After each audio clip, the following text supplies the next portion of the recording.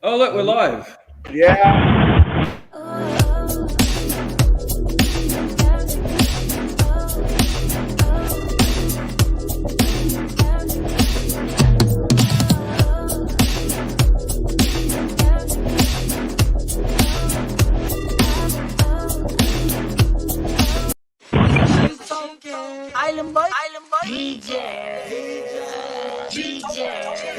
We're a little bit late, folks, but Huge Nuts is finally in the house. Yeah. Sorry, we lost a part of my RV. Oh, shit. Yeah. It like fucking completely blew off, and it's somewhere we can't even find it when we went back to the switchboard. Oh, fuck. Oh well.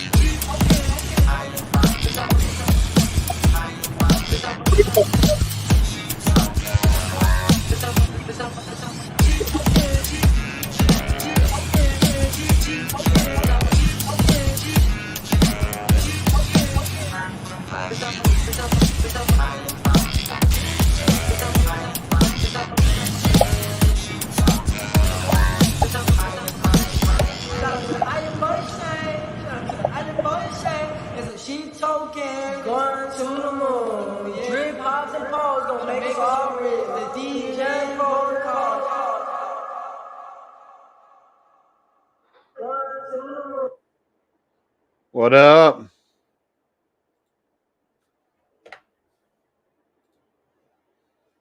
What's going What on? up, guys?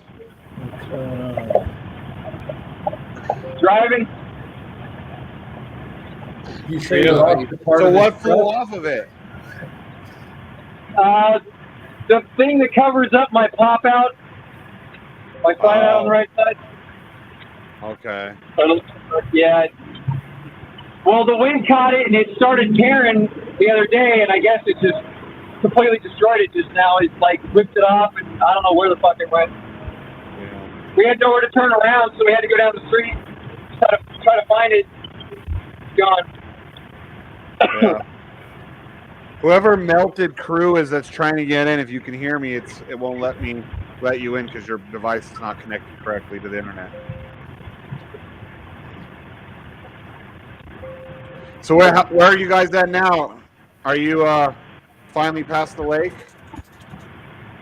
Yeah, I've just barely passed it because we were fucking with that for a minute trying to find it. Yeah. FOREX wants to join. Hey, let him on. Well, he's not in yet. That's what Daddy Warbucks just said. No. Yeah, he said he was going to try to come on the stream soon. Is he here? No. I'm going to tag Feels you. like he's coming. We got 33 people out there, so he's probably coming. Okay.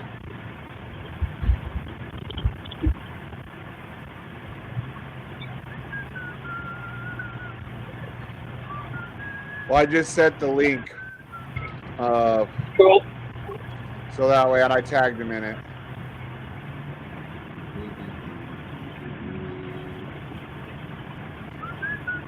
That'd be cool to have him come in. Get BT in here. Yeah. What?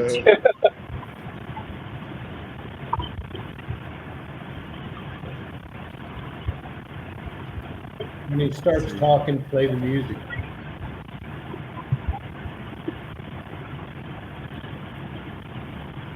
Just waiting now. Come on.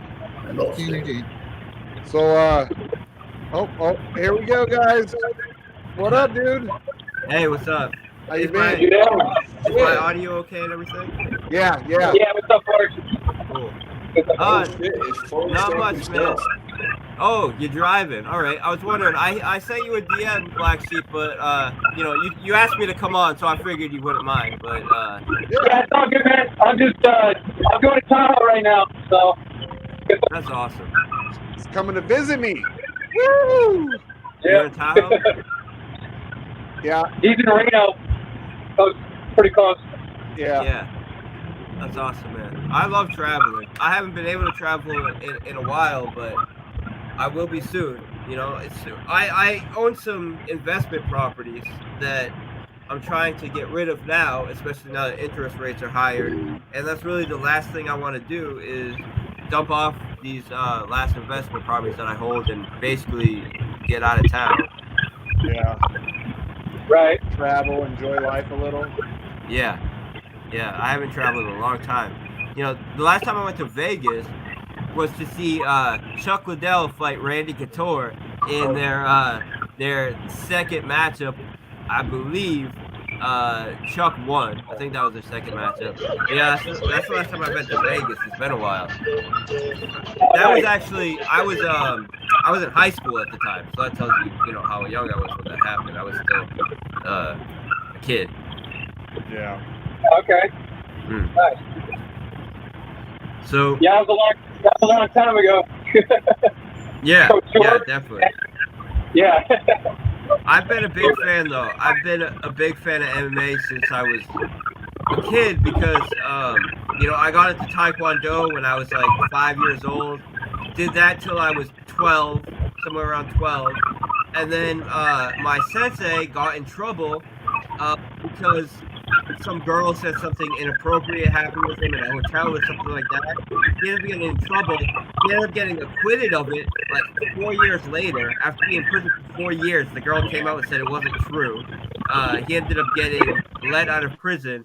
But anyways, when that happened, I focused more on boxing, and I started boxing with you know, the local YMCA, and I did that until I finished high school essentially. So I've loved fighting, and I've loved watching fighting. I've watched maybe every single UFC event except for, you know, maybe a dozen or so. Because I watched them. I used to watch them live all the time, and then there was a period in my life where I moved in with my grandfather, and I didn't have much to do, so I went and rewatched all the old UFC cards. Like that's what I spent all day doing. So I've seen basically every UFC event. Yeah. And how I got into Bitcoin was some local guys in my area were running a sports book back you know, before when basically this was in the days when online sportsbook were a thing, but a lot of them were being operated by local organizations essentially, where they would handle the betting through the website to make it convenient. But then when it was time to get paid or pay up, you would have some dude show up at your house basically to handle it like that. And they wanted to get payment processing so they could start, you know, doing it more legit. And they got, you know, credit card and all that payment processor. That ended up getting shut down, and they wanted to move towards a different model. And I was just learning about Bitcoin at the time, so I helped them get started in Bitcoin. This is back in like 2012. That's, you know, so even, you know, sports and fighting, because that's the whole reason why I knew these guys through sports betting and betting on fights, was through fighting, right? That's how I got my introduction to Bitcoin and really realized the value of Bitcoin, because I saw these guys were, you know, working in kind of a you know, outside the norm of business, right? You can't really, in those days, getting payment processors for running a sports book wasn't something easy to do, especially if you were based in the U.S. And I recognized Bitcoin could be used for this, and it really just showed me the value of Bitcoin, because I realized these guys can run their sports book and no one can shut them down really. Yeah. Yeah, and then I helped them get set up with that. We used some like third party service, which was called like My E-Wallet or something like that. And their service was like a centralized service where they hold your they hold the wallets and all of that. And this is back in 2012, so we didn't know, you know, we didn't know about security. We didn't know your keys, you know, not your keys, not your crypto, all that stuff. So yeah, the sports book ended up getting robbed by the payment processor, the My E-Wallet people. Right, once we set it up for them, and then I didn't pay attention to it for like 4 months or whatever, like until later the next year, and then I find out Bitcoin. I saw in the news, CNBC or something, that Bitcoin was over $100, and I was like, oh shit, Bitcoin's over $100. I bought like $500 worth at $14. Let me go see what's up. And I went looked, and that my e-wallet site was just gone.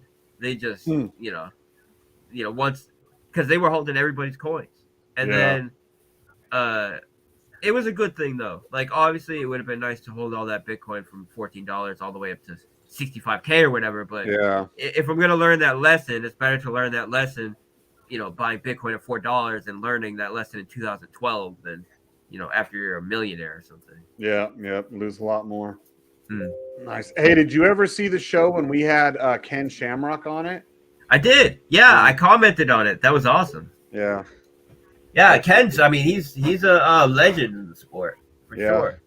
It's funny. Cool. I grew up in the Boston area, and I was doing Taekwondo, and Taekwondo was illegal in Boston. Any kind of contact fighting, except for boxing, was illegal in Boston. Yeah, they considered it full contact fighting, even though Taekwondo isn't full contact fighting. But that's what they use to try to stop people from doing tournaments and stuff. So we would go to Rhode Island and Connecticut to do tournaments, and at the time, Joe Rogan was the national and international Taekwondo champion, and he was based out of Boston, and he would go to these same tournaments in Rhode Island and Connecticut. And when I was very young, I was like maybe 5 years old or something, and he was in his 20s or probably late 20s, I guess, at the time when he was a national champion. So there is a possibility that I fought in some of the same Taekwondo tournaments as Joe Rogan back in the day. Crazy. And I know for a fact my sensei fought against him, and Rogan has even brought up my sensei during one of his live stream shows. So wow, that's actually pretty cool. Yeah, because my sensei was the national champion at the time when he had his little downfall and stuff. But he was a really good guy too. He owns a pizza shop now, and I guess he's not allowed to. Actually, I don't know. I was gonna say I don't know if he's allowed to have a school, but he got acquitted, so I'm sure he would be. But anyways, he's a successful businessman now, so he's doing well. Yeah, I did Taekwondo when I was a kid too. Yeah, I think a lot of people did. It's a great sport. It's a great sport for kids. Build up their confidence. Teach them a little bit about fighting. It was popular there for a while, right? When MMA started getting big, I think more Taekwondo studios, because it went from like karate. Everyone was doing karate, and then Taekwondo was like, oh, it's a little different, Yeah, it's a little more practical, but they're it's lacking on hands, like boxing, like. And that's that's why I decided to go into boxing when I was like 12, because I've been doing Taekwondo for a long time. So you learned the feet there, Yeah, and my sensei didn't give black belts to kids, essentially. So I was a red belt, which is right under a black belt, and I never got a black belt because he just wouldn't. He had his kind of a principled stance where he wouldn't give black belts to kids. Probably because it's some responsibility to have a black belt. Like whether people think it's, whatever people think about it, there is some responsibility there, and you have to represent yourself in a specific kind of way and represent the school and everything. So he just wouldn't give them to kids. But hey, FOREX, can I ask you a technical question real quick? Yeah, please. I'll leave you alone. Hey, I saw somebody put something on the channel yesterday. I don't know who it was. That if we get back into reservoir, we'll increase the price of drip. Is that true? Yeah, 100%. So I put 0.2 BNB in there yesterday, and I haven't seen anything. So does it take a while for me to start earning bits? You're going to need to put more than that, Mike. I know. Mike, listen. You were saying if everybody put money back into reservoir that's in drip, we will raise the price. Yeah, correct. So let me just explain how the reservoir works real quick, okay? Because, I think it's important. So when someone deposits into the reservoir, you're depositing BNB. Half of the BNB that you deposit then gets used on the contract to buy drip from the native decks. It then takes half the BNB and half the drip, or at this point all the BNB and all the drip, and pairs it in the liquidity pool, right? The native deck's liquidity pool. And now when you're in the reservoir, you get 1% of every swap that takes place paid out to you, meaning your share. So if you own 10% of the reservoir, when someone does a swap, there's a 1% liquidity provider fee on that swap, and you'll get 10% of that fee. That fee is paid out to you, or rewards in general in the reservoir are paid out to you in BNB. So when you deposit BNB into the reservoir, half that BNB is used to buy drip, and then there's a tax scheme in the reservoir where 2% of the so there's a 10% tax when you deposit BNB. 2% of that is permanently locked in the liquidity pool. This creates a higher price floor for drip, a deeper liquidity pool for drip, and helps to create price stability. Right. There's another 3% which gets immediately distributed to people that are already in the reservoir, and the rest of the 10% goes into a vault that pays out its a percentage of its balance every day. Now, this 1% that's taken out of each swap goes into this vault, and what this means is it's a form of time-weighted liquidity provider fees. So, unlike other protocols where you are a liquidity provider, say on PancakeSwap, you provide liquidity. Now, there's a 3% fee on each transaction, and the percentage that you get paid of this 3% is dependent on the size of the liquidity pool that you make up. But it's a flat 3% fee, and that's distributed with no weighting, just a flat rate every time. With the reservoir, there's a time weighting element to it. So the longer you're a liquidity provider in the reservoir, the greater a share of this 1% swapping fee that you'll get every time. And this reward is allocated to you in drops, right? Drops are the LP tokens on the DEX. And then when you go to withdraw from the reservoir, it's going to take those drops, it's going to unpair them, giving you drip and BNB, and then it's going to sell those drip to get all BNB and then pay you out in BNB. So it's a system where you deposit BNB and you get rewards in BNB, but due to the tax system, it's always leaving some of that BNB in the liquidity pool no matter what. So when you deposit, you're helping the price, you're helping provide liquidity and stability, and then even when you withdraw, yes, it's going to cause some sell pressure on the price, but due to the tax structure, you're always leaving something in there, right? And at the end of the day, if everybody was to sell and everybody was to go out of the reservoir, there would still be a significant amount of capital in there that's locked in there forever, and that's how you have a price floor, right? And an ever increasing price floor. The more capital that goes in there, the more BNB, when all is said and done, if everybody was to remove it, gets left in there due to the tax structure, and this means a higher price floor every time. So there's a practical floor price to drip that a drip could not go under, and it's due to this these locking mechanics that are locking BNB in there. Gotcha. Mm-hmm. Hex Crystal Meth, thank you for the super chat. I don't know if Sheep saw it. He's driving. Yeah. So he said, yeah.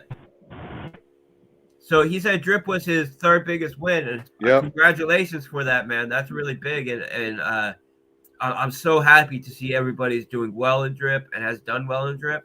You know, I can say that I'm more positive about drip than I ever have been, and the reason for that is because the first year is the hardest year.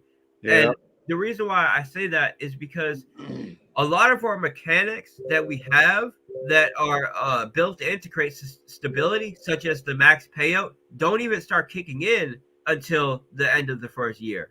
You know, the max payout pays 365%, 1% a day, up to 365 days. And what this means is no one's going to hit that max payout until we get past the year. So the someone's calling me. Let me just hang up on him real quick. So the sustainability mechanisms that we put in place, some of them have been working, right? Like the tax structure and all this, but some of them have not even come into play yet because we haven't hit that first year mark. And there are a significant amount of people that bought in at the pre-sale and bought in at launch. They staked, and that's it. And at once a week, once every few weeks, some of them are even running bots to sell every day. They're just selling and they're just draining. But those people, once we hit the 22nd of this month, that's our 1 year anniversary. At that point, every single day, more people will be hitting their max payout. And the bullish thing about that is, for example, our max per person allocation for drip for the private sale was something like $40,000, and there was a significant amount of people that went in max there. So when you have, you know, when you put in $40,000, the project does 10x or 20x or whatever. That's a ton of money, and some portion of those people bought in pre-sale, bought at launch, staked, and have just been taking profit every day. And on the 22nd, they will no longer be able to do that. And every day after that, there'll be another group of people that were early buyers, all of them whales, because if you're an early buyer in drip, you're a whale. And they'll all be hitting their max payout. And that's really when the sustainability and the true functionality of the project gets to shine. So between that and the new UI that we finished, that we want to get out by next month, the new team implementation. So instead of right now with the team airdrops, the way that works is you utilize the front end to put in your address or whoever's address you want, and then some filters. And then these filters will give you a list of addresses that meet whatever restrictions you put in there that you want to filter out. Maybe it's everybody with more than 2 direct referrals or whatever the case is. Gives you a list of addresses, and then the front end calls your wallet, and you have to approve every time you send out an airdrop to someone. And it's kind of a hassle. It's kind of a pain in the ass, and it's not very efficient. So what we've done, and this will be implemented in the UI, is instead of having the front end handle all of it, we're utilizing a contract to handle it. This way, it's a combination of the front end and the contract, but currently it's just the front end doing it. And utilizing this contract allows for it to be way more smooth, because what happens is the front end gets that list of users that meet your filters, meet your criteria. You then just confirm it once. It then adds all of those addresses and the amount you want to distribute to a contract, and then in one transaction does the distribution. So it's a matter of like 3 or 4 clicks, and you do your whole airdrop instead of having to approve everybody every single time. And I know BlackSheep will like that. I know a lot of owners will like that, because it's a hassle right now. But yeah, because we airdrop, I believe, currently we have about 133, 135 people that we do, you know, and he does it on the live stream, like boom, boom. It takes him about an hour to go through and do it all. Yeah, so that's going to be way, way smoother. And so that there's a few things that we can implement in the new UI for drip. The new airdropping system, which is way more efficient. Team competitions, which is something I've wanted to do since day one, but it requires its own front end and its own dashboard. And there's a few things that I wanted to do all at once, and I've always wanted to do a new UI for drip. You know, people that know the history of drip know why we use the UI we used, because it was a proven functional dashboard that a couple projects have used, and you know, we knew it would work, so we used it. But I knew it could be better, so I've always wanted to do a new UI, and to do, like, say, these team competitions, or to improve the team airdrop system, it requires a new UI. So instead of fixing one little thing here and there, I would rather push the new UI with all of these fixes and get it all done at once. And I'm not even going to say fixes because nothing's broken. It's just improvements. Yeah. So Everything can always be improved no matter how good it is, right? I mean, yeah. and then you got a question. Hey, FOREX, what are your thoughts on Wannabe Wells 422 drip community event? Okay. Well, I don't know anything about that event, but if anybody is having any event celebrating Drip and celebrating the anniversary of Drip, great. I think that's an awesome thing. The reason why I've been kind of tapped out of the community for the past say month is because I've been hyper focused on the piggy bank and doing what we need to do to get this migration out without any capital loss and get the ball rolling, in the best way possible with that. And the majority of time hasn't been me actually doing development. It's been me making internal changes to my team to just really make everything sharper.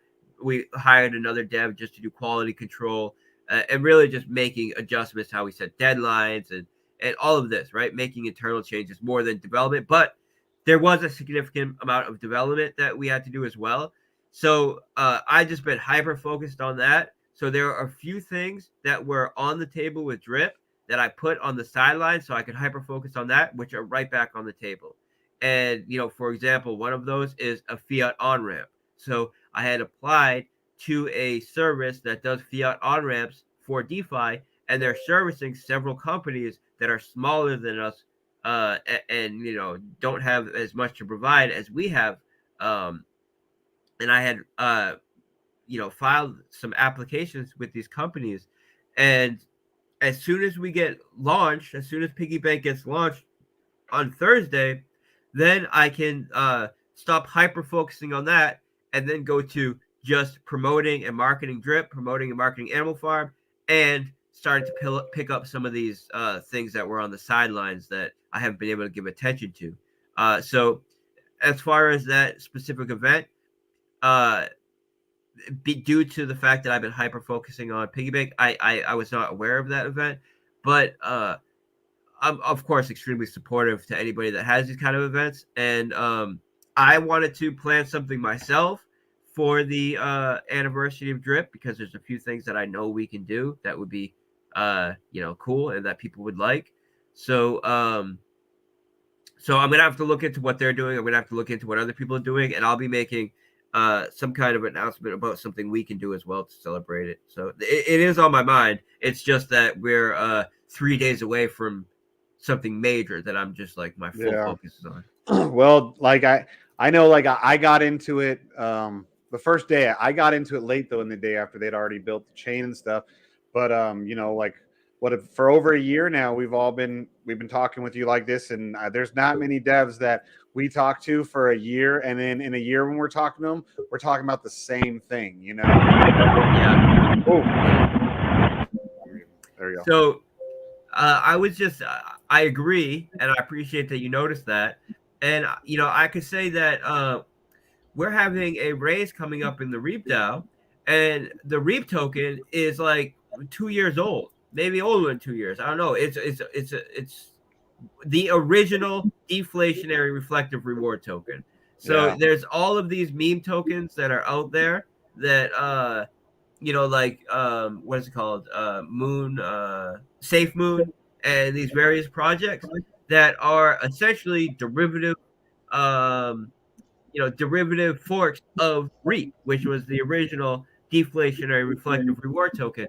And to this day, we're still creating value for it and still creating demand to buy the token through our DAO mechanism. So that should give people some confidence, and some, realization that I don't build these things for some sort of pump and dump or some quick cash grab. I build these to add on to our ecosystem, and I see these as long-term projects that we can continue to evolve and develop.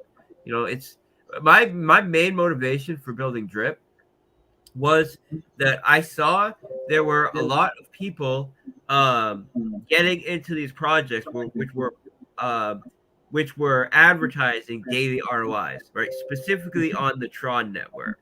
And these projects were lasting like less than a week. Like you're lucky if they lasted 48 hours. Like these projects, earn 20% ROI a day, or even the ones that were saying they were paying back 1%.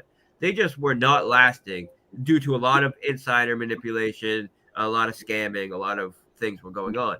So I saw there was a huge demand for this, but over and over again, people were getting into these projects and getting scammed. So I saw it as an opportunity to fill this market fit in a way that would be sustainable and would do the best for our investors. But I also looked at it as a major promotional tool and just a awesome vehicle that I could use to build our investor base and build our following due to the team protocol, right, and the referral system.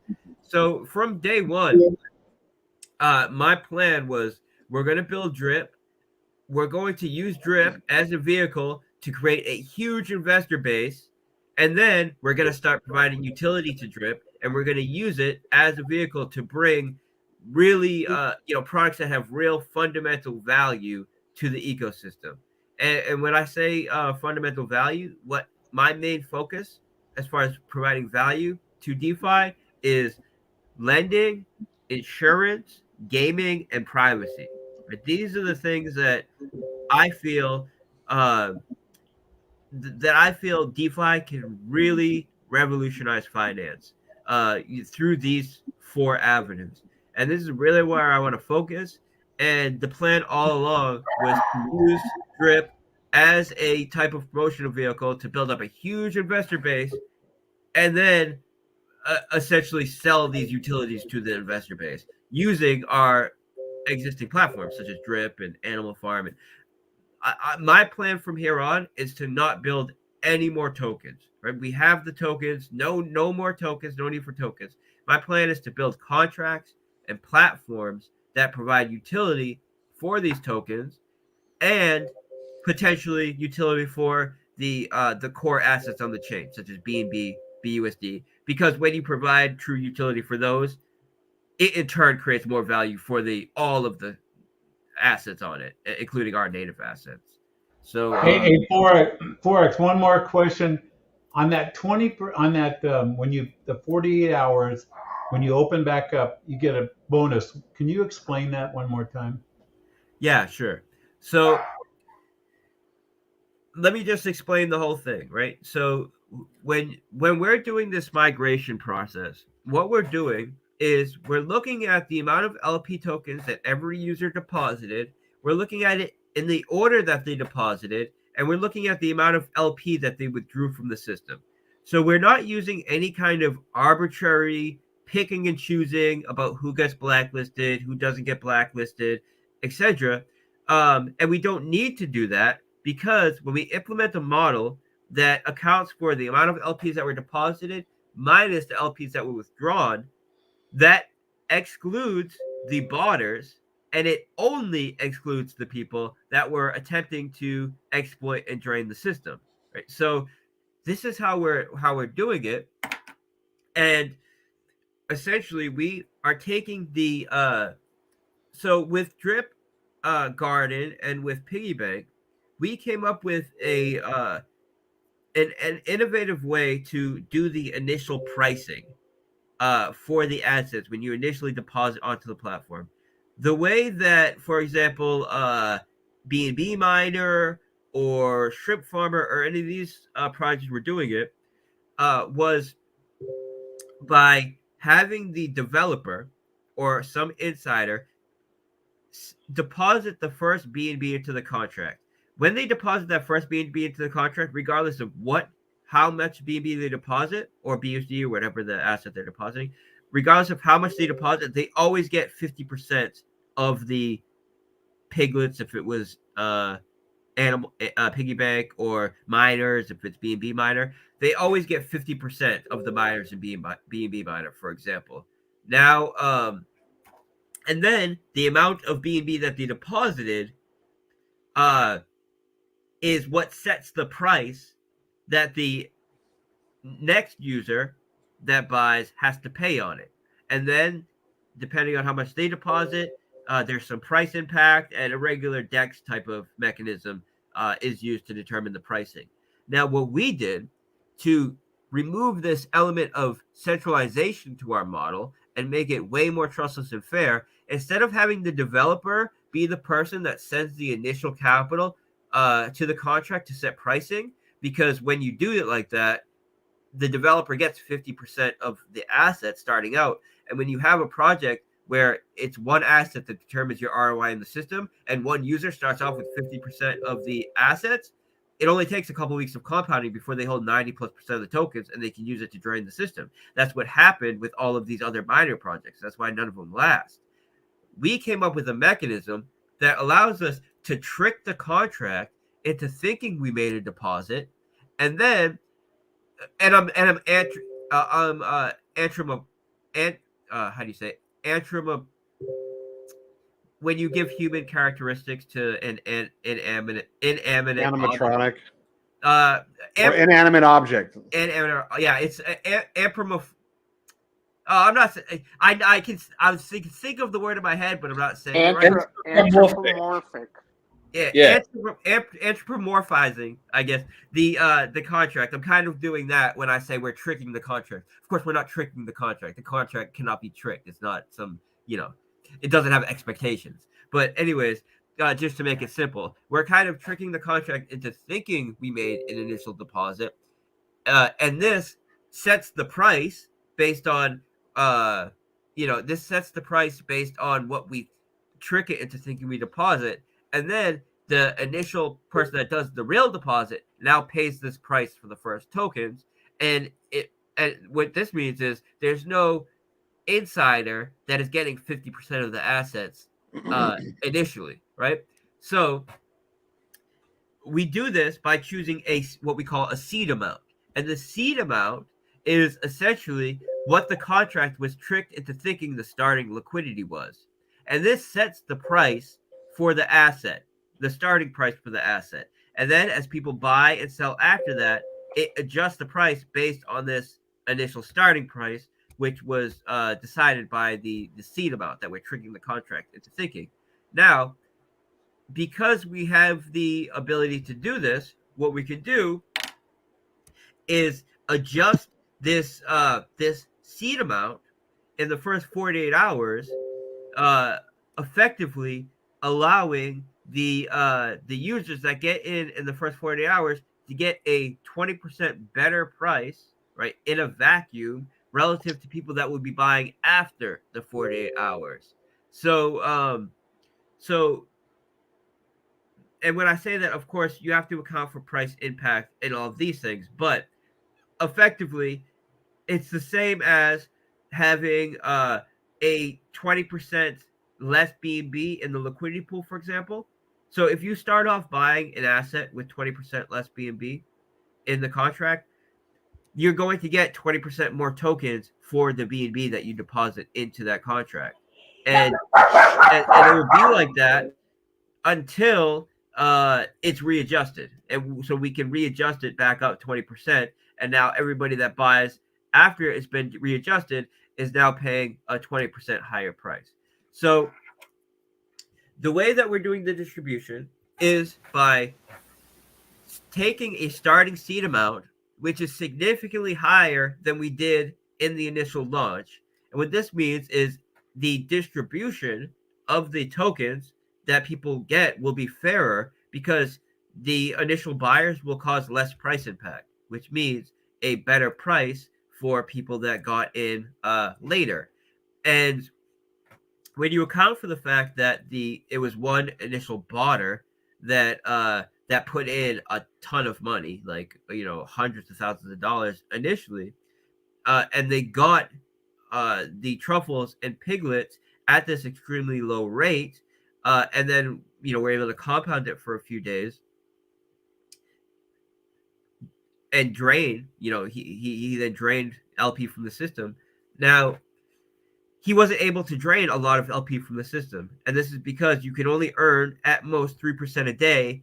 And we put safe checks in place to ensure that if someone was to get 5 times what they deposited, they wouldn't be able to withdraw any more than that. So we put the safety protocols in place to ensure that the capital wouldn't be allowed to drain, but of course, he was able to drain more than the majority of people because he sniped it at first. So when we choose what the new distribution will be, we've taken the amount of LP that an individual wallet deposited minus what they withdrew, and this is what they'll be credited with in the new system. And since the botter sniped and then withdrew LPs from the system, he will have nothing to be credited when we do the new distribution. And it's going to be extremely bullish because those people who got into the protocol only to attempt to drain it will have either significantly less in the new system or have nothing in the new system. The only user that will have nothing in the new system is the botter. But because this botter, his capital, his piglets and truffles are being redistributed to all the other users, and we're starting off with a higher seed amount, it effectively means that every single user in the system will have more value. So there's the initial few buyers who bought that bought after the botter. Given the new distribution model with the higher seed amount, they would have got distributed slightly less than what they got initially, and the other 97% of users would get slightly more than what they got before. But since we are distributing the botters piglets on top of this, it raises everyone up above the level where they would be getting more or less. So essentially, all users that were in piggy bank before we paused it are going to walk away with or are going to have more value when we unpause, minus the botter, and then we're giving a 20% bonus for anybody that deposits new capital in the first 48 hours, and it's effectively like the initial people that bought in got into a pre-sale with vesting in it because they have a stake in the protocol, but they only have access to cashing out this stake at a rate of a max 3% a day. So it's kind of like a form of vesting. And when we do the new distribution, everybody will be credited in piglets, not truffles. Everybody's truffle amount will be set to 0 because you'll be getting all piglets for that. So when someone deposits into the new piggy bank contract, and when we unpause, there will be no one with some big amount of truffles that they can then withdraw and dump on the system. Right? There's no one that will be in the position to withdraw and dump from the system when we unpause. There will only be existing users with piglets who got a fair distribution of piglets, and then anybody who buys in when we go live, you're essentially buying at the ground floor with a 20% bonus and with a starting liquidity that's significantly higher to ensure that even if someone was to snipe, it's not going to make a big impact on the price. So someone could even deposit $500,000 like on the initial deposit, but because we have millions of dollars worth of liquidity already, it's only going to bump up the price, 10-15%. So that's good. We hope someone does that. That's just another whale in the system. So we're coming into this on Thursday in a very, very good spot. We're coming into this, functionally as if we had a pre-sale utilizing a type of bonding curve mechanism where people who got into the pre-sale earlier got a slightly better rate than people that got in later. And then now we go live where everyone is essentially starting at the ground floor, where people who got in early, at the initial launch, got a slightly better rate than people that got in later. But when we unpause, everybody's starting at the ground floor, meaning there's no accumulated truffles there, so no one can just withdraw. And This, on top of the 20% bonus, makes it extremely attractive for new capital to come in. And I believe that we're going to kick this off in a much more bullish environment than we even had kicking off the initial one, just due to the way that the tokens are distributed. And essentially, it's functionally the same as if the first 3 days before we paused were a type of bonding curve pre-sale. And now people who got in, now they have a stake in the protocol, you know, with this kind of bonding curve distribution. And now people that get in on day one we unpause get a bonus, and they're getting at the ground floor, which is beneficial to everybody that's existing in the system. Because of course, if you have a stake in the system, you want it to get off with a bang, and you want people depositing into it, excited about it. So it's exciting.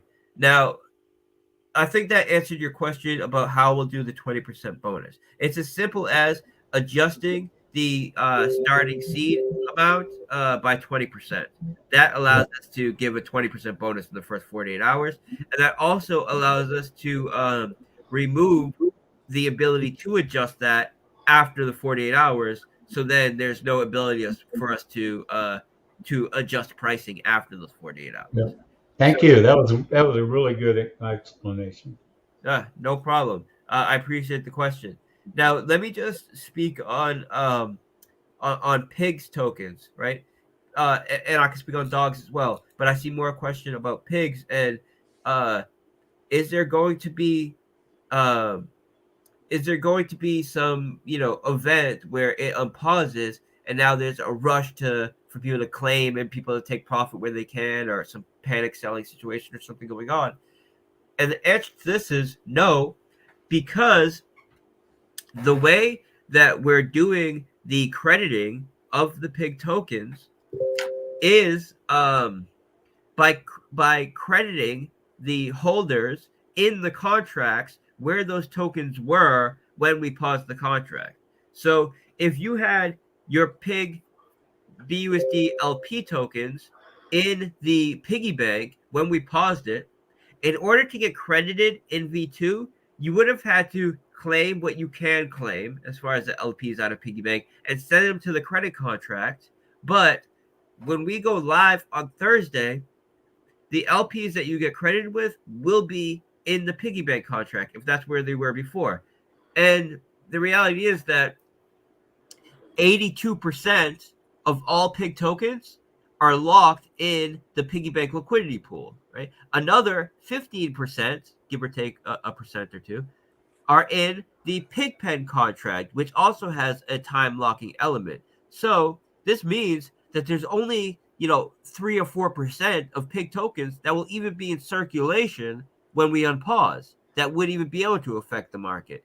Then on top of this, there were some people who didn't send the pig tokens into the credit contract. So that's going to remove some very small amount of pigs from circulation that otherwise would be able to affect the market. And then, due to the opportunity that we're giving people to both get into the pig pen and the piggy bank at launch and get that bonus, and even on the pig pen, there's going to be a bit of a bonus payout, right? An immediate bonus payout if you get into the pig pen. This incentivizes the 3 or 4 pigs that will be in circulation to get in one of our contracts with it, to get more benefit rather than selling it or whatever. It will act as a type of vacuum or magnet to just suck up those little piggies that are not in contracts already. So when I say the pig pen will have some immediate benefit, what I'm referring to there is this whole time there's been capital on the animal farm earning yield in the form of cake through our back-end collateral hypothecation. This has earned millions of dollars between what we had earned before that I haven't implemented it into back into the system yet, either through buybacks or pig pen injections, and what we've earned while this has been paused. Millions of dollars, right? Worth of capital in the form of cake and BUSD. We're going to take the vast majority of this capital and inject it into the pig pen. So this is going to be millions of dollars injected into the pig pen very shortly after the unpausing. And the reason why I prefer to inject it into the pig pen rather than just a buyback is because we have such a deep liquidity pool, right? We have like $30+ million worth of liquidity. Um, you know, you do a you do $100,000 buyback, and you move the price, what, like 0.3% or whatever, 3%, 1%, whatever the case. Not even 3%. No, it's a fraction of a percent. So you do this large buyback, and you move the price a fraction of a percent. There really isn't, and the little bit that you do move it just gives an opportunity for someone that's holding just to sell the buyback and sell the buyback. Whereas you inject it into the pig pen, you get way more value for it because now this is capital that is incentivizing people to take pigs that they otherwise would sell and lock it up into the pig pen, and then pays out those BUSD rewards in a controlled fashion. So it's a more effective way to use that capital. It has more of a positive impact on the price of pigs, and you're still effectively paying out the BUSD rewards. So there'll be an immediate type of payout in the pig pen, plus just a major increase in the capital in the pig pen to pay out, which will incentivize people to take their pigs and put it in there. On top of this, the amount of BUSD that is being sent to the pig pen is based on two factors: the deposit fees on Animal Farm and the tax associated with the dog token. We have the tax associated with the dog token turned all the way down, which means, and there's a range, right? For security reasons and for decentralization reasons, we put a cap on the max tax you can put on it, because people that have been around long enough know that devs have used a high tax to exploit a system, right? You put the tax up to 100, and then you do one trade and use it to do whatever, trade something or do whatever. So we put the cap on the dog token at 10%. Right now, it's only at 6%, and that 6% is only applied on certain transactions. We can apply it on all transactions and increase it to 10%, which is going to effectively more than double the amount of BUSD being sent to the pig pen. So there are multiple mechanisms that we can put in place when we unpause to get a ton more BUSD capital going to the pig pen. And the reason why we didn't do that at first is because the pig pen is about earning yield in the form of BUSD as a owner of the protocol, and being a long-term player in the system. So we didn't want to just make these millions of dollars immediately available in the first month for whoever got into the pre-sale, whoever got it launched, to just remove that capital and move on with their day, right? This is something that we want to pay out over the next couple of years. So this is why we haven't put all of this to work immediately, but it leaves us with a lot of room and a lot of flexibility to really turn up the dial on the amount of BUSD going to the pig pen, which is just another mechanism that allows for the price of pigs to perform. We also have the developer fee on the piggy bank, which is just like the dev fee on Drip Garden, where the fee was put there because we needed to have a mechanism that made it so the fee that you pay through self-referring is greater than the referral bonus you would get. And to do that, we needed some sort of fee, right? But I never want to take a fee on our native asset because I don't sell our native assets to make a profit on any of my tokens. Ever from 2 years ago when I launched the Reap token, I never have sold any of these tokens. So taking a dev fee in tokens is never something that I've ever wanted to do, because the higher the fee, the more reputational hit you take, essentially. And I don't want to be taking a higher fee in a token that I'm never even going to sell anyways, right? It's taking a reputational hit for no reason at all. So this is why I never take a fee in our native tokens, but we needed some sort of fee mechanism in piggy bank and drip garden to ensure that it was not that the fee associated was higher than any kind of referral bonus you get. But the pigs that we get from the fee, the drip that we get from the free fee, is not going to my wallet for me to sell or anything. The pigs has been accumulating so we can utilize it for. The first thought was the lottery. What's looking more likely is just we're going to send it to a burn address because we kind of took a pivot on the lottery protocol that we're using, and I think it's an awesome pivot. I think it's way better than the initial idea. But it involves BNB payouts and BUSD payouts, but it still gives a use case and utility to the pigs token. We just don't have a real need for those pigs that we've accumulated. So we'll be sending those to a burn address most likely.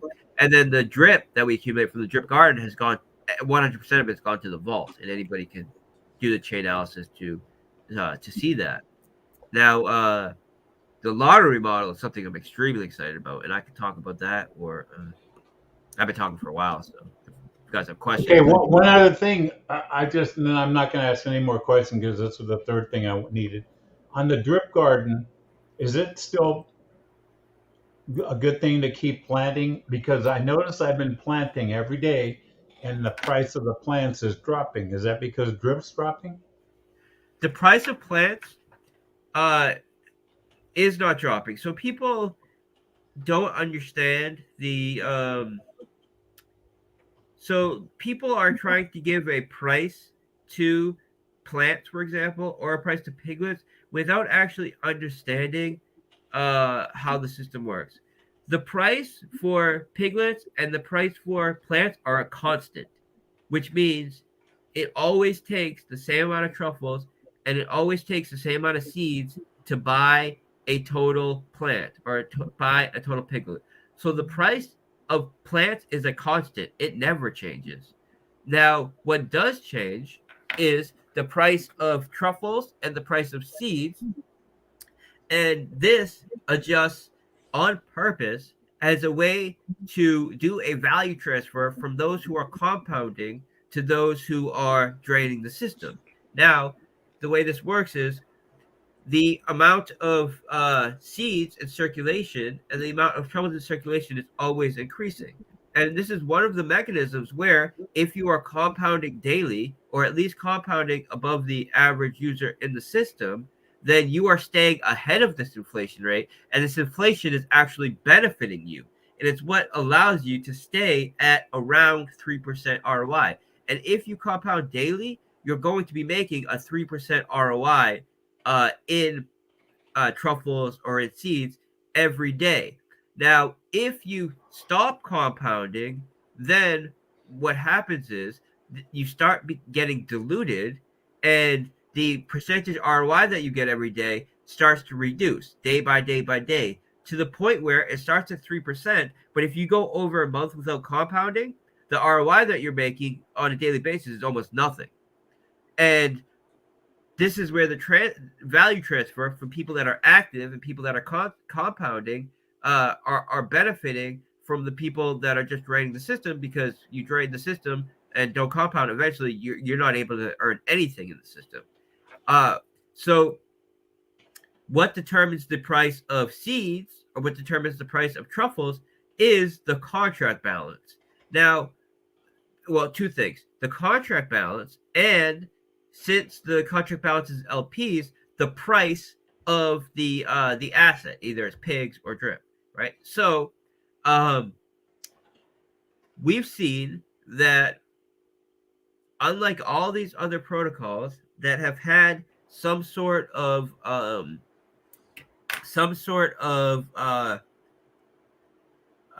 game, like a BNB miner or drip, no, I should say drip, shrimp farmer, BNB miner, etc.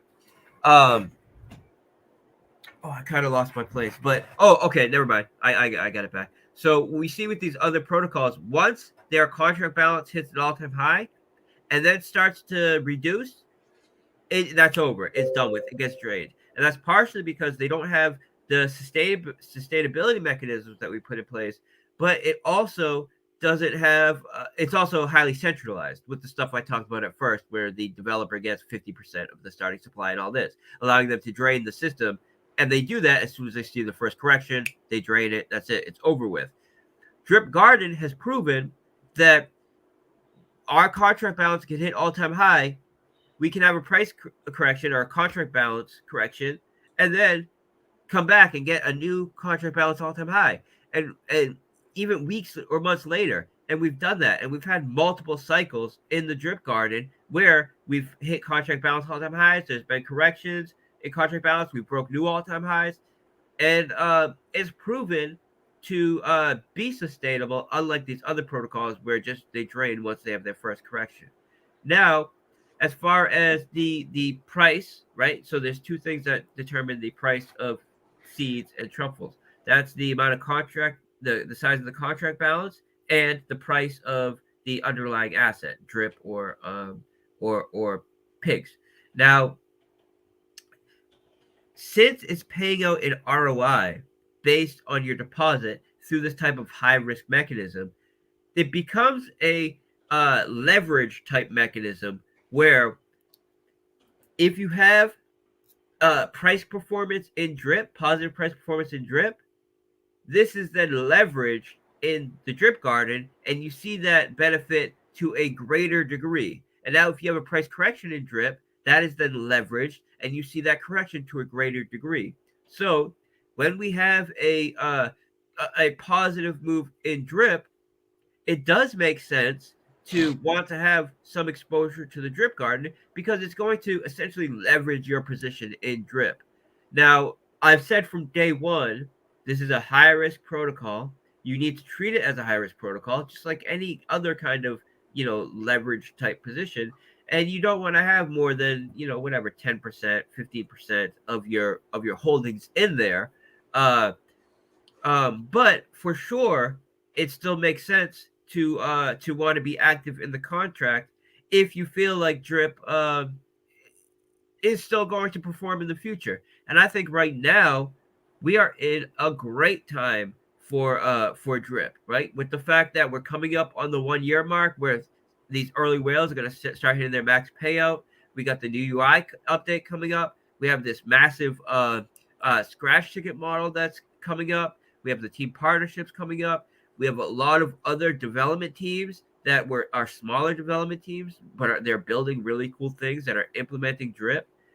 We have the Atlantis project, which is now starting to secure some really quality NFT deals with celebrities. And we have a few more celebrity NFT deals that were on the table that we put on the sidelines so I could hyper focus on Piggy Bank that will be coming back into play. We have a lending protocol that I want to build into drip that is huge, right? I want to build a bridge for drip. So there's still so much more to do on drip. Drip has proven itself. As far as I'm concerned, it's the only protocol of its kind to prove itself over time because it's been around the longest for sure, and sustained. And I'm more positive for the position of drip and where we're at with drip right now than I ever have been. I don't let any kind of overall price cycle we're in determine my outlook on drip because I know markets have cycles. The market itself, is way down. It's down like whatever 70%, 80%, 60%, depending on what asset you're looking at, what major asset you're looking at. And the DeFi is always going to have a correction that is slightly higher. But the good thing about DeFi is, yes, the corrections can be slightly more volatile, but the pumps are that much harder, right?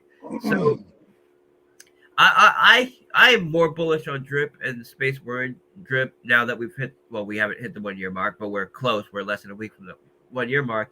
And with all the things we have on the table, I'm extremely positive on drip right now. And if you're positive on drip, it makes sense to have some measured percentage of your holdings in the Drip Garden, right?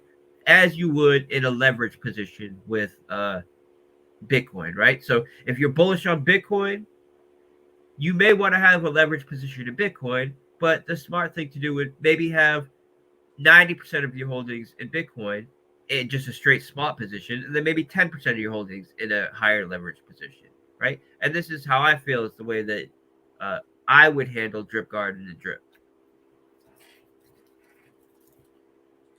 One thing that people don't understand about Drip Garden and Piggy Bank is that if you are not compounding after about a month, so the amount the daily ROI that you're making every day is reducing if you're not compounding. And I've seen some people saying, I started off making $1,500 a week in Drip Garden.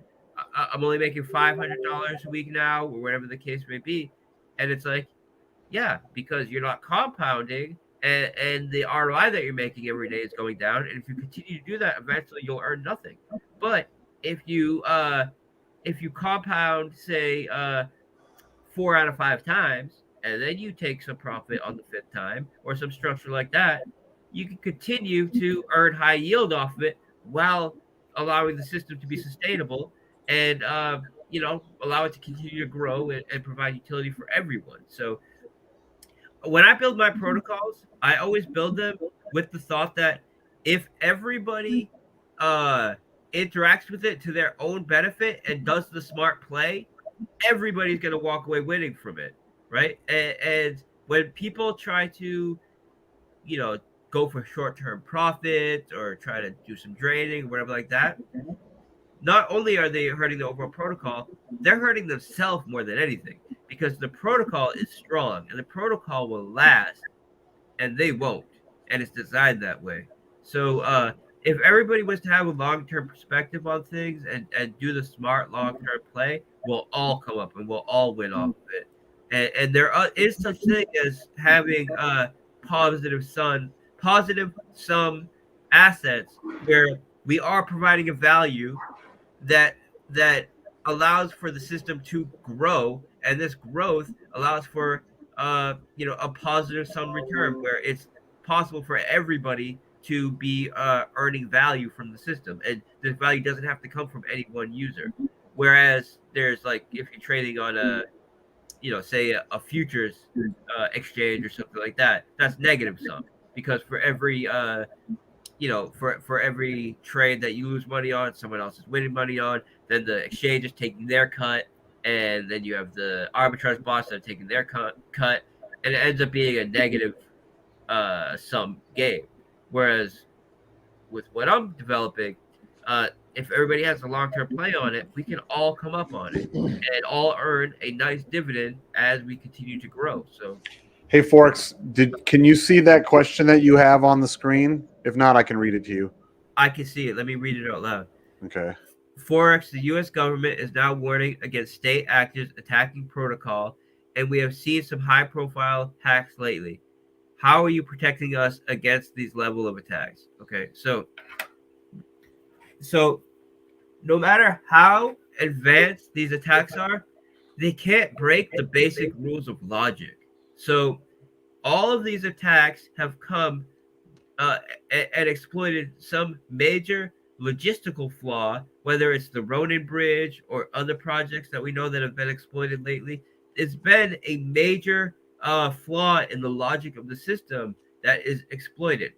And Drip is using all mechanisms that have proven to be secure and solid mechanisms going back years, right? So we used mechanisms in a very innovative, first mover kind of way in Drip. But if you look at every single individual mechanism that we used, they all have been proven to be not only good for projects and bullish and good game theory, but also secure protocols.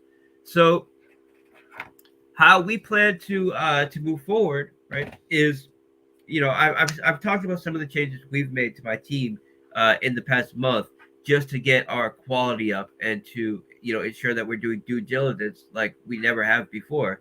But at all times, we've ensured that we've used mechanisms and functionalities that have proven to be secure. We're not calling any kind of single oracle for pricing. Literally, for something like Drip to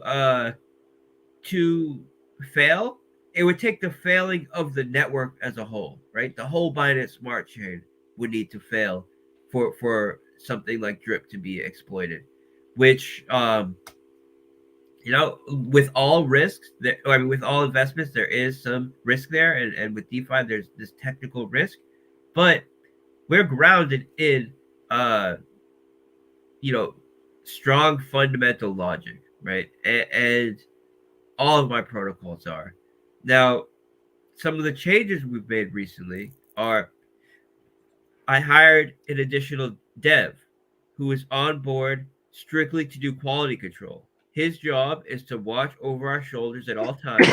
Whenever we come upon a fork in the road where we need to make a decision, his his role is to come up with the decision on his own in a vacuum, separate from us, and then me and my partner BB come up with our own solution for it, and then we discuss our solutions and ensure that we both come upon the same solution and it makes sense. And he's just there to be an independent third party, to be looking over our shoulders, checking all our work, ensuring that we're meeting deadlines, just strictly quality control, right? We've also adjusted the way that I do deadlines. So in the past, I would wait till we're 90% done, and then I would, when we're 90% done, I would then start a deadline, because having a deadline is important for marketing and promoting. Uh, so, uh, for the benefit of marketing and promoting, I would jump the gun a little bit with the deadlines. But what happens is when you're 90% done, often that last 10% is the hard part that you're kind of putting off. And then you get up to your deadline and you end up having to make a tough decision under a time crunch. And this is where mistakes happen. So we've adjusted this to ensure that we're never setting a deadline until 100% of the work is done. And that was the case with Piggy Bank. So the reason why it took, a month and a week or something like that, around a month to do this, even though it was only about a, a couple weeks of very hard work, is we were making a lot of internal changes to really just ensure that we are operating at the state or the standard of a multi-billion-dollar organization, because that's what we are and that's what our investors deserve. So we've made those adjustments, and a few other adjustments that we've made or that we've learned from this piggy bank situation are, uh, of course, everybody knows that we hit a little bump in the road. When we hit the bump in the road, we had security protocols in place, so in case something unexpected did happen, we would be able to protect investor capital at all costs, and we did that. But in the past month or 2 months, month and a half, however long it's been, we spent a lot of time going over, all right, on new contracts and on the new piggyback contract, how can we set up these same security protocols and backups, so if something unexpected happens, we can protect investor capital, but without needing to pause the whole ecosystem, right? So we spent a lot of time going over that, and that's part of what took a while, right? Because we not only came up with a protocol that we could use for this, we also implemented that into the new contracts. Now, on top of this, we looked at how can we do future launches where if it is botted, it will not have a major impact on the rest of investors, because it is essentially impossible to do a launch and prevent botting without highly restricting the average user.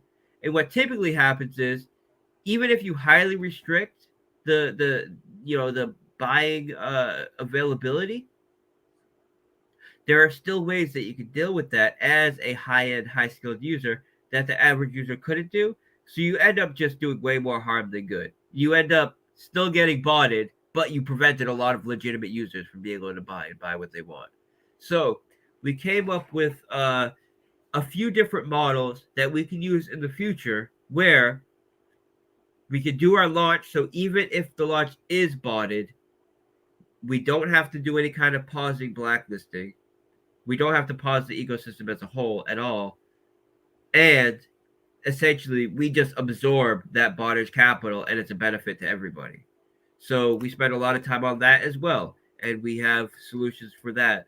So we've been very good about building secure protocols, and people know that, and we've taken this time to really up our game to a new standard, right? To learn a lesson, and sometimes you need to hit a bump in the road to learn a lesson, and uh, I hope people have a level of appreciation where when something unexpected did happen, we protected investor capital, and that can't be said about a lot of other projects out there. I don't hold myself to the standard of other projects, so I never say, "Well, this project, look, when they hit a bump in the road, they got rugged. We didn't get rugged," because I'm not holding myself to the standard of other devs, right? A lot of other devs suck, so who cares what happened with them? I'm holding myself to the standard of excellence that I put on myself, and I believe that we were able to make major improvements to move towards that. So you know, this has not only allowed us to improve ourselves and our team and make adjustments in the way we develop. It's also got a lot of attention, and I believe it allows us to deploy piggy bank in an even more bullish scenario than the initial launch, like regardless of the bonders or not. So, uh, because if we had a type of bonding curve presale for piggy bank, I believe that would have been the better scenario. And now, functionally, that's what we have. So it's great. Okay. Yeah, this Zor guy, seems like he just wants to fuck with you, but he keeps asking if there's any insurance protocols in place for investors' capital, and I don't know if you want to even address it or not. No, yeah, that's fine. I am interested in Yeah, insurance protocols. Like I was saying, right? Insurance, lending, gaming, and privacy are the four value cases that I believe we can bring to not only DeFi but our protocols, right? And there is a way to allow uh, investors in drip to pay a premium either on their deposit or on the dividends they claim, which goes into a type of insurance fund. So if their wallet was hacked, they get some sort of payout, right? yeah, To make up for this hacked wallet. And this is something that I'm very interested in doing. Now, the hangups there are the customer service end of it, right? Fielding all of the people that think they were hacked, they might have been hacked, they yeah, lost their wallet. So it's a major customer service type of headache. But if that can be automated, which I think it can, I'd be extremely excited about that. So yeah, that's not only insurance and drip. I'm interested in building a DeFi insurance model that can be used to insure Pancake Swap, Beefy, Animal Farm, all all projects that are legitimate and have a low enough risk model that it makes sense to insure them. I want to build a protocol that can do that. And I probably shouldn't even be talking about it right now because I'm just giving people cool ideas. But that is something I'm interested in. yeah. Especially with all the shit that's been going on lately, all the exploits and the hacks and Yeah. whatever the fuck is going That's on. see that the model. So that project that you're referring to had an absolutely 100% useless insurance model. It's an insurance model that doesn't back the capital on the contract. It's like, Yeah, what's the point of that? So, and it's not decentralized. It's meaningless, right? It's just a meaningless thing. So, there's no reason why there couldn't have been some sort of premium paid uh, that goes towards trying to remedy the situation when if the treasury was hacked. The issue with that is you need to have a competent dev, or you're gonna have your insurance treasury hacked as well. That's who's gonna pay insurance when that happens. So you need yeah. competent devs for this kind of thing, but it can be done for sure. Cool. Yeah. So I mean, it's exciting times, man. So next week's gonna be exciting for all of us. This Thursday. So Thursday. Oh yeah. yeah. This thing's fucking Monday. Shit. Yep. I keep thinking today's last week. So I have some big interviews coming up, right? I have a guy called Jake. I can't remember his last name. I can look at it, but he's a big YouTuber. He has like 40,000 subs. I have Juba Gems coming up. He has like 1.5 million subs. I have a handful. There's another YouTuber that is just, I'm pretty bad with names, but he has a lot. He has hundreds of thousands of subs. An interview coming up. I have an interview with 3D Crypto Mischief. So there's a lot of promotion that's coming up. We have DeFi Calendar. We'll be putting up the new launch date. We'll get some ads up.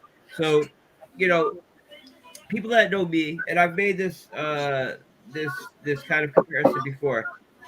I do think there is some value to the existing marketing structure with ads and stuff like that, but really, the value of marketing is not buying ads on shitcoin.com, right? People don't click ads; they don't click banner ads. Uh, and you get a little bit of exposure. If someone sees that your ads are all over Dex tools, all over a given place, that gives people a little bit of exposure, and it gives them, some assurance that all right, at least the devs are putting some effort into this. At least they're buying some marketing. At least they're trying. Right? So there is some benefit to that kind of thing. But once you've already kind of proven that you're legit, you are putting the effort behind it, there's very little value in ads, but there's still some value there. So we will get ads up for sure. But I try to use the type of Tesla model, or the Elon Musk model, where you use the platform, the product, and the leaders in the system and the developer as the marketing itself, right? The pre-sale, the product, the developer getting on various platforms and being a spokesperson for the protocol, right? The reason why people are buying Teslas are not because they're seeing, ads for Teslas when they watch their morning news. It's because people are talking about how cool their Teslas are, and Elon's on Twitter, calling calling out Jeff Bezos, calling Jeff Bezos a weakling or whatever he's doing this week, or so this is way more effective, way more bang for your buck, and this is the model that I like to use, and I believe it's effective, and I think the numbers speak for themselves, right? We have a Telegram group with damn near 60,000 people in it, and it's extremely active. That didn't happen by accident. That didn't happen because we're posting ads up on shitcoin, right? We have a vision for this, and we're following our vision. And of course, some people recognize this vision. That's why they're investors. So I appreciate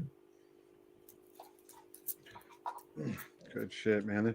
Got a lot of people watching right now too. Everybody wants to hear what you got to say.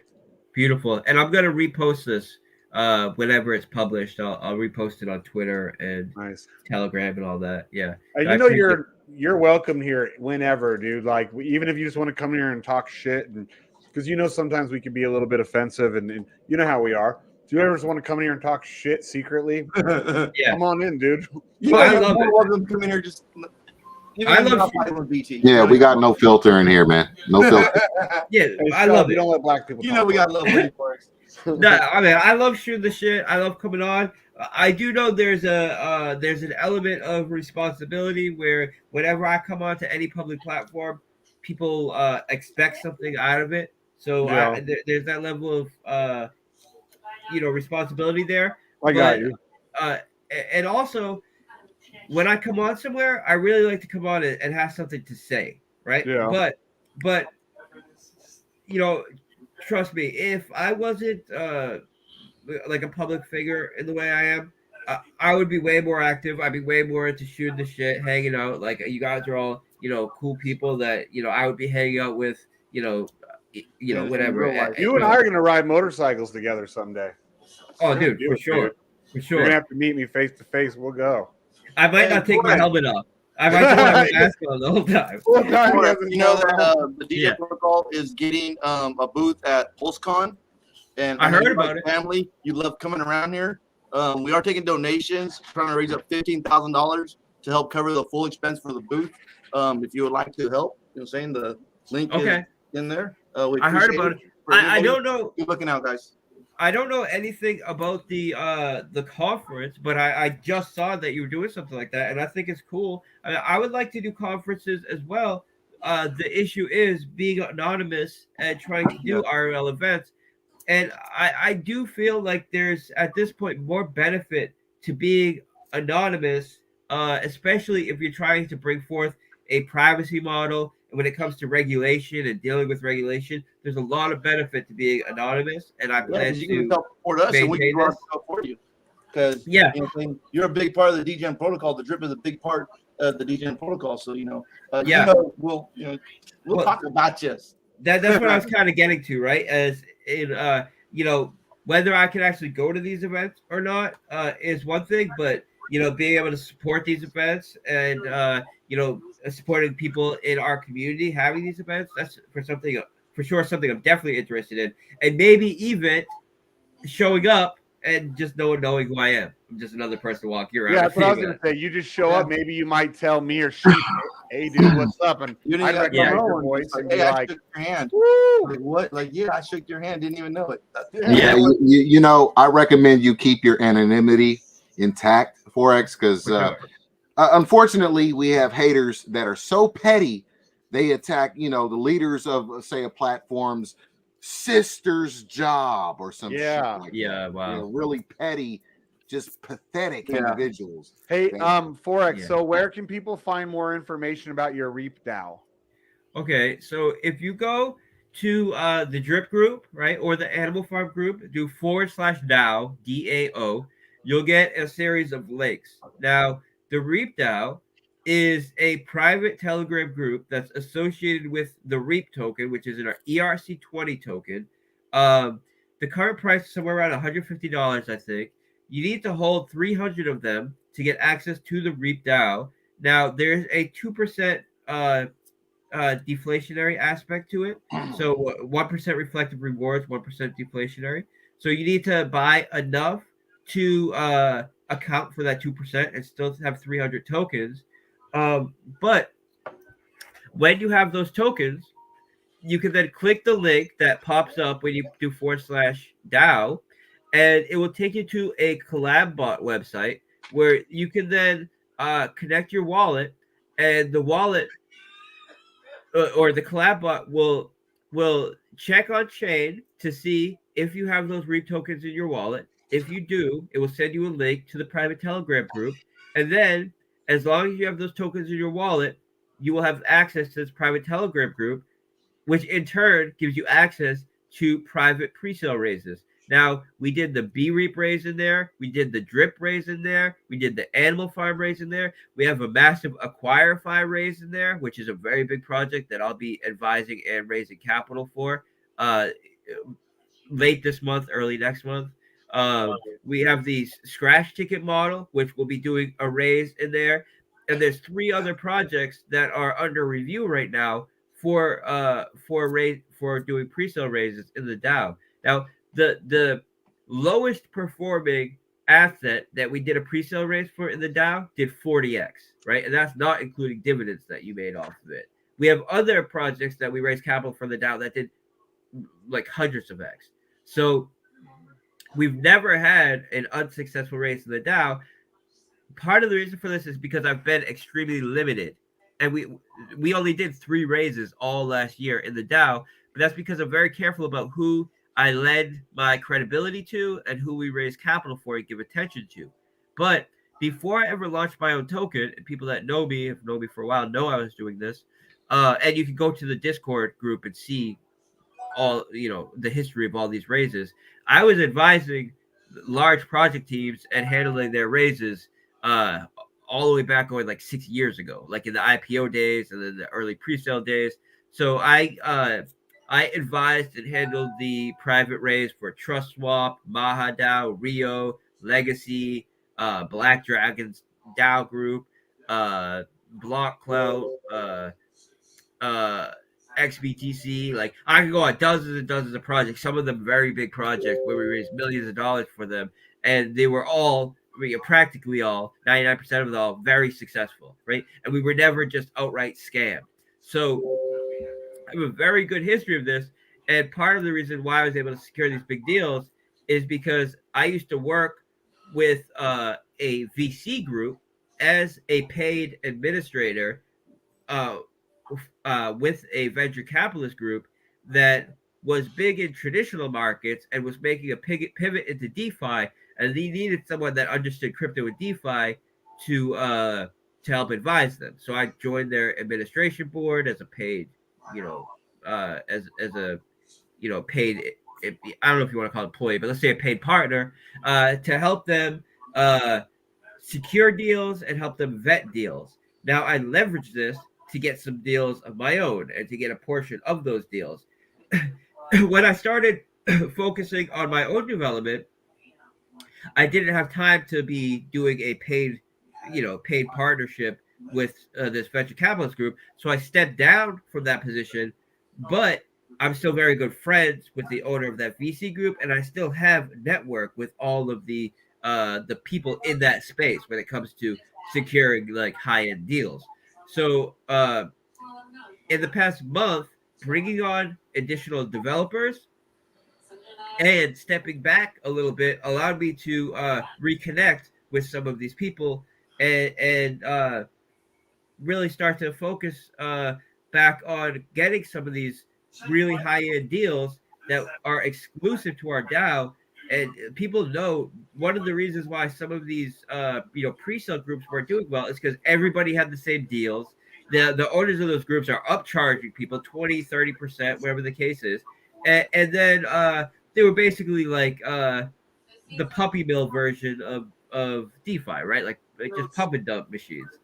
Uh, so that's why I wanted nothing to do with it, and that's why we've only had 3 raises in the past year in the Reap DAO, because I'm only willing to do quality. Now with the network I have and that I've established, we're getting exclusive deals for major companies that are really bringing value to the space, and it has to make sense from a marketing perspective. They have to have the team, the game theory, the logic of the token has to make sense. We have to get a good deal, and I have to be able to secure the deal to ensure that our capital is handled correctly. So all of these things are, take a lot of work, but and this is why I took a step back from doing it when I was developing. But bringing on additional developers, reconnecting with some of my networks, put us in a place where we could start securing these, really, really solid deals. So Acquirify is the deal that we just secured. We secured a $1 million raise. This is in the seed and private round 1 of this raise. And Acquirify is a company, a DeFi company that will allow people to sell existing full crypto projects and DeFi projects in a marketplace. So say you have a crypto domain, say you have a fully working bridge that is returning a profit, from fees or whatever, but you don't have the network, you don't have the community to really take it to the next level. You can then sell that bridge to either a development team or board of directors or just a investor that is tied into the space that can buy your whole platform off you with your existing community and the contracts and everything, and take it to the next level. And this marketplace, the way that it will operate is there's a token associated with it, and when someone lists, they have to pay a listing fee, and then they pay a successful sale fee. This fee goes directly to buying the token, essentially sharing the value of the sales with the holders of the token. And then what I'm extra bullish about is there will be advisors working for this platform, including me. I'll be working with them as an advisor, and broker to help broker deals with them. And what they'll be doing is taking, say, the top 5%, the top 3% of the projects that are for sale in their marketplace, and outright buying them. Acquirify will buy them, and then allow you to invest in them with the native currency, essentially having their native token act like a share for these companies. So I think it's a good idea. We know this idea works in traditional markets. I think there's a good argument for it being extremely successful in DeFi, and I'm handling their whole seed and private raise, right? So this is exclusive. You'll only be able to get it with us. The founder of this project is the founder of Paxful, which is like the number 1 or number 2 peer-to-peer Bitcoin exchange. So, I mean, these guys are tied in. he sold 2 unicorn companies, which is a unicorn company is essentially a company, I believe it's a company that is able to be sold for $1 billion or $100 billion, some very high value. So he sold 2 unicorn companies. So these guys have the network connections to get it done, the lawyers, everything you need to run this. So this is a project that we secured, and we'll be doing a raise for it earlier in the month. We'll be doing the scratch ticket model, which we're developing right now. We'll be doing a pre-sale for that in the DAO group, exclusive to our DAO group. And there's several other projects that are in review right now that people in the DAO group are reviewing to determine whether we're going to do their raises or not. On top of this, we use the DAO group as a type of information share group where we're talking to each other about because I'm very careful what I say publicly and who I lend credibility to, and like we don't allow people to talk about other projects in our project groups, right? Or shill or do anything like that. The DAO is a place where people can talk about other investments they're interested in and share information about it with a group of essentially whales, because it costs like, $40,000, $45,000 to even buy enough REAP to get in. So these are people that are millionaires, that are tied in, that know what they're doing, and we're all in there sharing information with each other about what we're trading, all that. So that in itself has a lot of value as well. Now we're going to be doing after we get a couple of these third-party raises under our belt, I'll be doing a second tier to the DAO, because right now we have a few hundred members, and that's due to the price. Now, as I said, the allocations that we do per person are huge. So, like for the drip private pre-sale raise, the cap was like $30,000 or $40,000 per person, right? So we really, you're getting your bang for the buck when you get to the DAO. But we want to have a second tier that will allow people that have less money to still get access to these deals, but just smaller allocations. So, for example, say the REAP token, it costs $50,000 to buy enough REAP tokens to join the DAO, the tier 1 of the DAO. We'll have a tier 2 of the DAO where, say, you only pay $5,000, but this gives you access to the DAO now, and instead of the allocations being $30,000 per person allocation, it'll be a $3,000 per allocation. So we'll scale like that. And this is how we're going to get a lot more people to join the DAO. We'll build a website for the DAO. That helps just secure deals as well and make people more interested in it. So I'm ready to take this down to the next level as well. That's something I'm extremely excited about. And that's something that is something that we can continue to make profits from without needing to like launch new tokens or anything like that. That's just, deal flow. And that'll be great. So if you're interested in the REAP DAO, go in Animal Farm or Drip Group /DAO. You'll get the links you need. And if you have 300 REAP, you get access to tier 1, which is exclusive. It will always be exclusive. It will always be limited to the amount of members in there just due to the price restrictions. And it's great. And then the way we'll handle the tier 2 is through the sale of NFTs. So we'll do a batch of, say, 1,000 NFTs. That way we can limit the amount of people that are in tier 2. That way it's still extremely exclusive. And the NFTs will be sold in Drip, Dog, and Pigs. And this gives value to the dog and pig tokens, right? Because you'll be able to buy the NFTs with these tokens. And then each NFT will represent a spot in the DAO. And this not only provides a spot in the DAO where people can get value from that, since it's a limited batch of NFTs and there's demand for the DAO, people will then be able to flip those NFTs for profit as well. So the NFT in itself is an investment. So it's an all-around win for existing asset holders, for people that want to be part of the deals, for people that will buy the NFTs. For tier 1 members, it's a win because more people in the DAO means we'll be able to secure more deals, better deals, get more attention. The price of REAP will go up. So it's a win-win for everybody. Extremely excited about. And I would say, apart from that, the one thing that I haven't really touched on, which I think we should touch on, is probably the scratch ticket model. That's something that's just huge. But there's a couple things, right? There's the privacy thing too that I'm extremely excited about. But the privacy thing I'm not going to talk that much about because that's something that's like we're in the process of working on that, and that's big. But I don't want to give her any secrets on that. But yeah, we're working on creating EVM privacy, right? And I think it's important right now with Tornado Cash cucking, right? So you see, Tornado Cash recently said that they're teaming up with Chainalysis and utilizing the Chainalysis Oracle to track their users through Tornado Cash to be compliant with U.S. sanctions and U.S. regulations, and they'll be blocking and tracking users who try to use their platform to get around U.S. regulation, taxes, and law.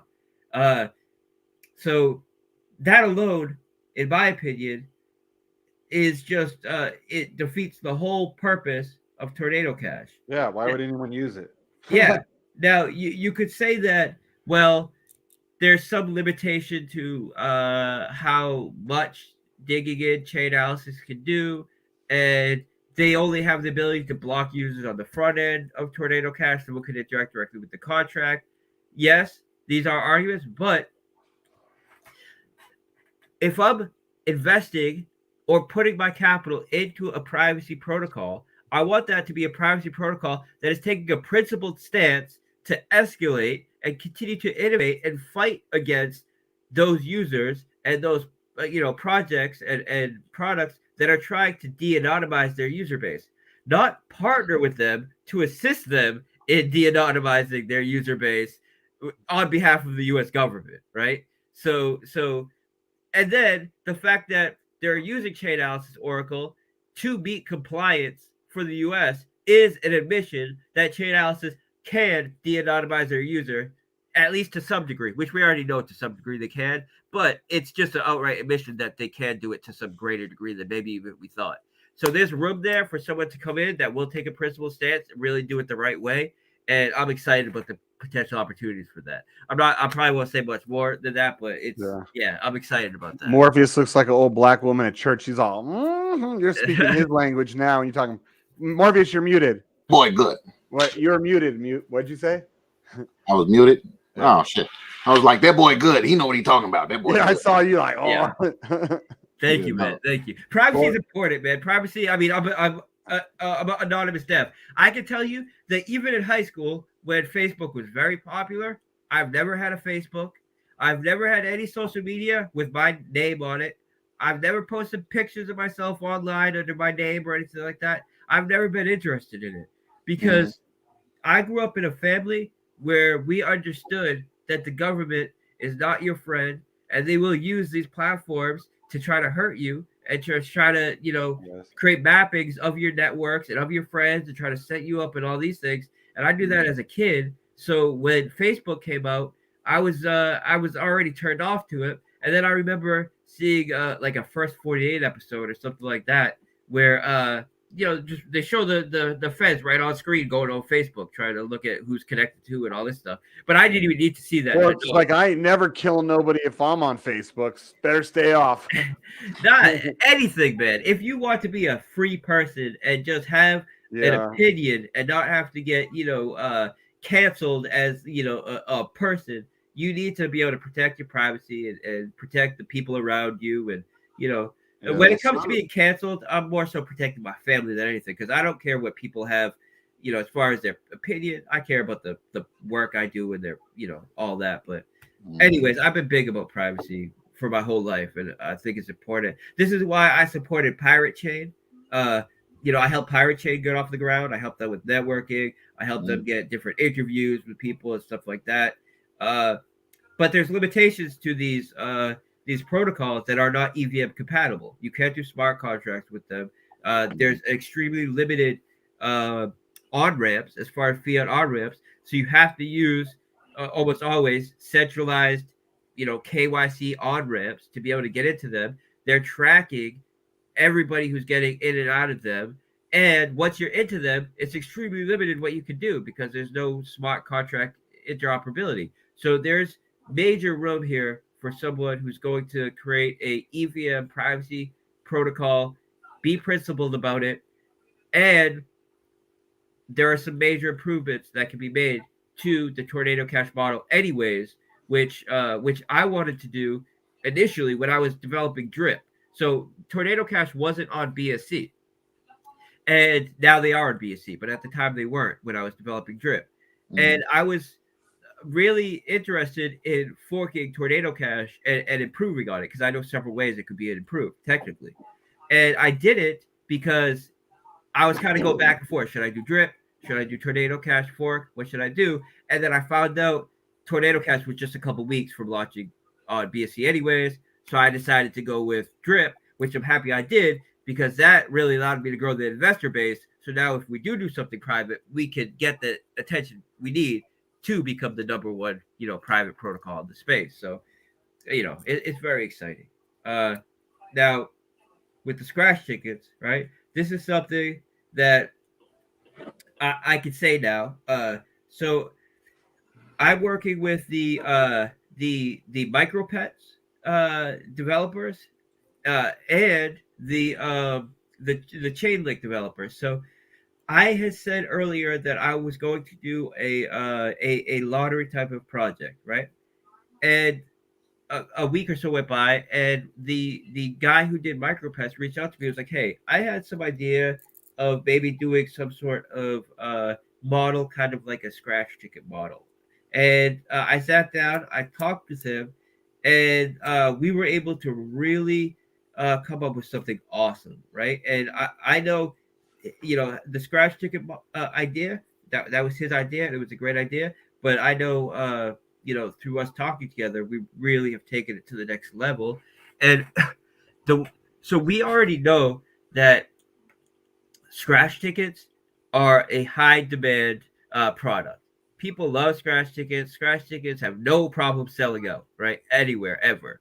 So the way that scratch tickets they do their model is they sell it in batches. So they'll do a batch of 1,000, a batch of 1,000. They have their own theming for this batch. It's the state that run them almost always. They're utilizing the sale tickets plus tax money to fund it. And when they do a batch, they have a predefined number of jackpots, predefined number of second tier, third tier, fourth tier, fifth tier prizes. So they know they're going to sell this many tickets, there'll be this many prizes, this much capital will be distributed, this much capital will go to this, to this. And this is why they're able to be so sustainable and why they're able to run it like a true business, because you can map out the cash flows of everything before any of the products are sold, and the demand is there to sell out, so you can plan on that. Now, we could do the same kind of modeling in DeFi, but take it to the next level in a way DeFi only can by allowing the tickets to be a investment in the protocol itself. So the way that we're doing that is having batches of tickets sold, limited batches of tickets sold with NFTs. So each ticket is represented by an NFT. Now, you can interact with the NFT on our platform, which will be its own standalone platform, where the NFT itself is represented by a scratch ticket. And I've posted pictures of it before. We're on StreamYards right now, so I won't. But it looks literally just like a scratch ticket, like how you'd buy at the store. And then you can interact with that scratch ticket on the front end by using your mouse to digitally scratch the scratch ticket to see the results, to see the numbers, right? Which is fun. It's addictive. People love it. Now, when you call the scratch ticket function, it then sends a call to Chainlink's VRF service. Chainlink then gives a completely random number. This random number is put into a type of modular calculation, which ensures that the result of this equation will give a random number between a specific range, and then depending on the number and the range in which the number is, will determine the prize you get. And this is 100% trustless. It's verifiably random, but it allows us to do it random, meaning you don't know which ticket you got and you don't know which ticket will be a winner, but we can still predefine the number of winners, the jackpot, how many, tier 1, 2, 3 winners there will be, to just like the scratch ticket model, to ensure its sustainability and to ensure that it continues to grow and become more attractive over time. Now, what we're adding to this model, which takes it to the next level, is because we already know scratch tickets itself will sell out, but we could really take it to the next level with DeFi by taking a percentage of all capital that's used to buy the tickets. We're selling the tickets at BNB will be used to pay out rewards in that round, right? Another percentage will go towards a vault or a treasury, whatever you want to call it, right? And this treasury pays out a percentage of its balance to the jackpot every batch, which means that the jackpot is increasing every batch, batch after batch. Every jackpot is increasing.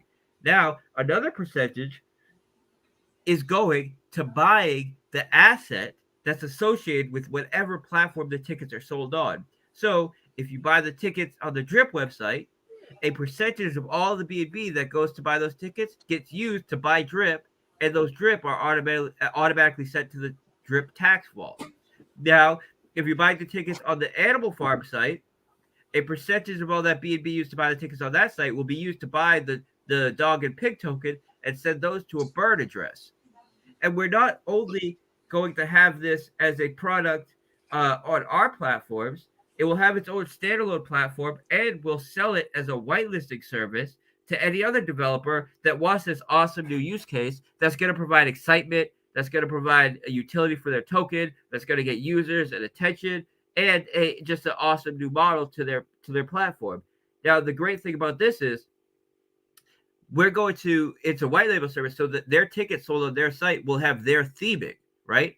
But a percentage of all the capital used to buy the tickets on their platform will still be used to buy our native assets, right? Drip, etc. So as it grows, as it gets bigger, it just adds more cash flows and a larger volume coming in to buy our native assets, right? And then I would say the thing really to put the cap on this, to really just make it beautiful and make it appeal to serious investors, is the fact that we're doing this through NFTs. So we've implemented a mechanic where in order to claim your reward on the ticket, you need to burn that NFT, which means if you have a non-winning NFT, you can put that into a staking protocol where a percentage of all the BNB used to buy the tickets on all platforms gets sent to this staking protocol and paid out to those who are staking their non-winning NFTs.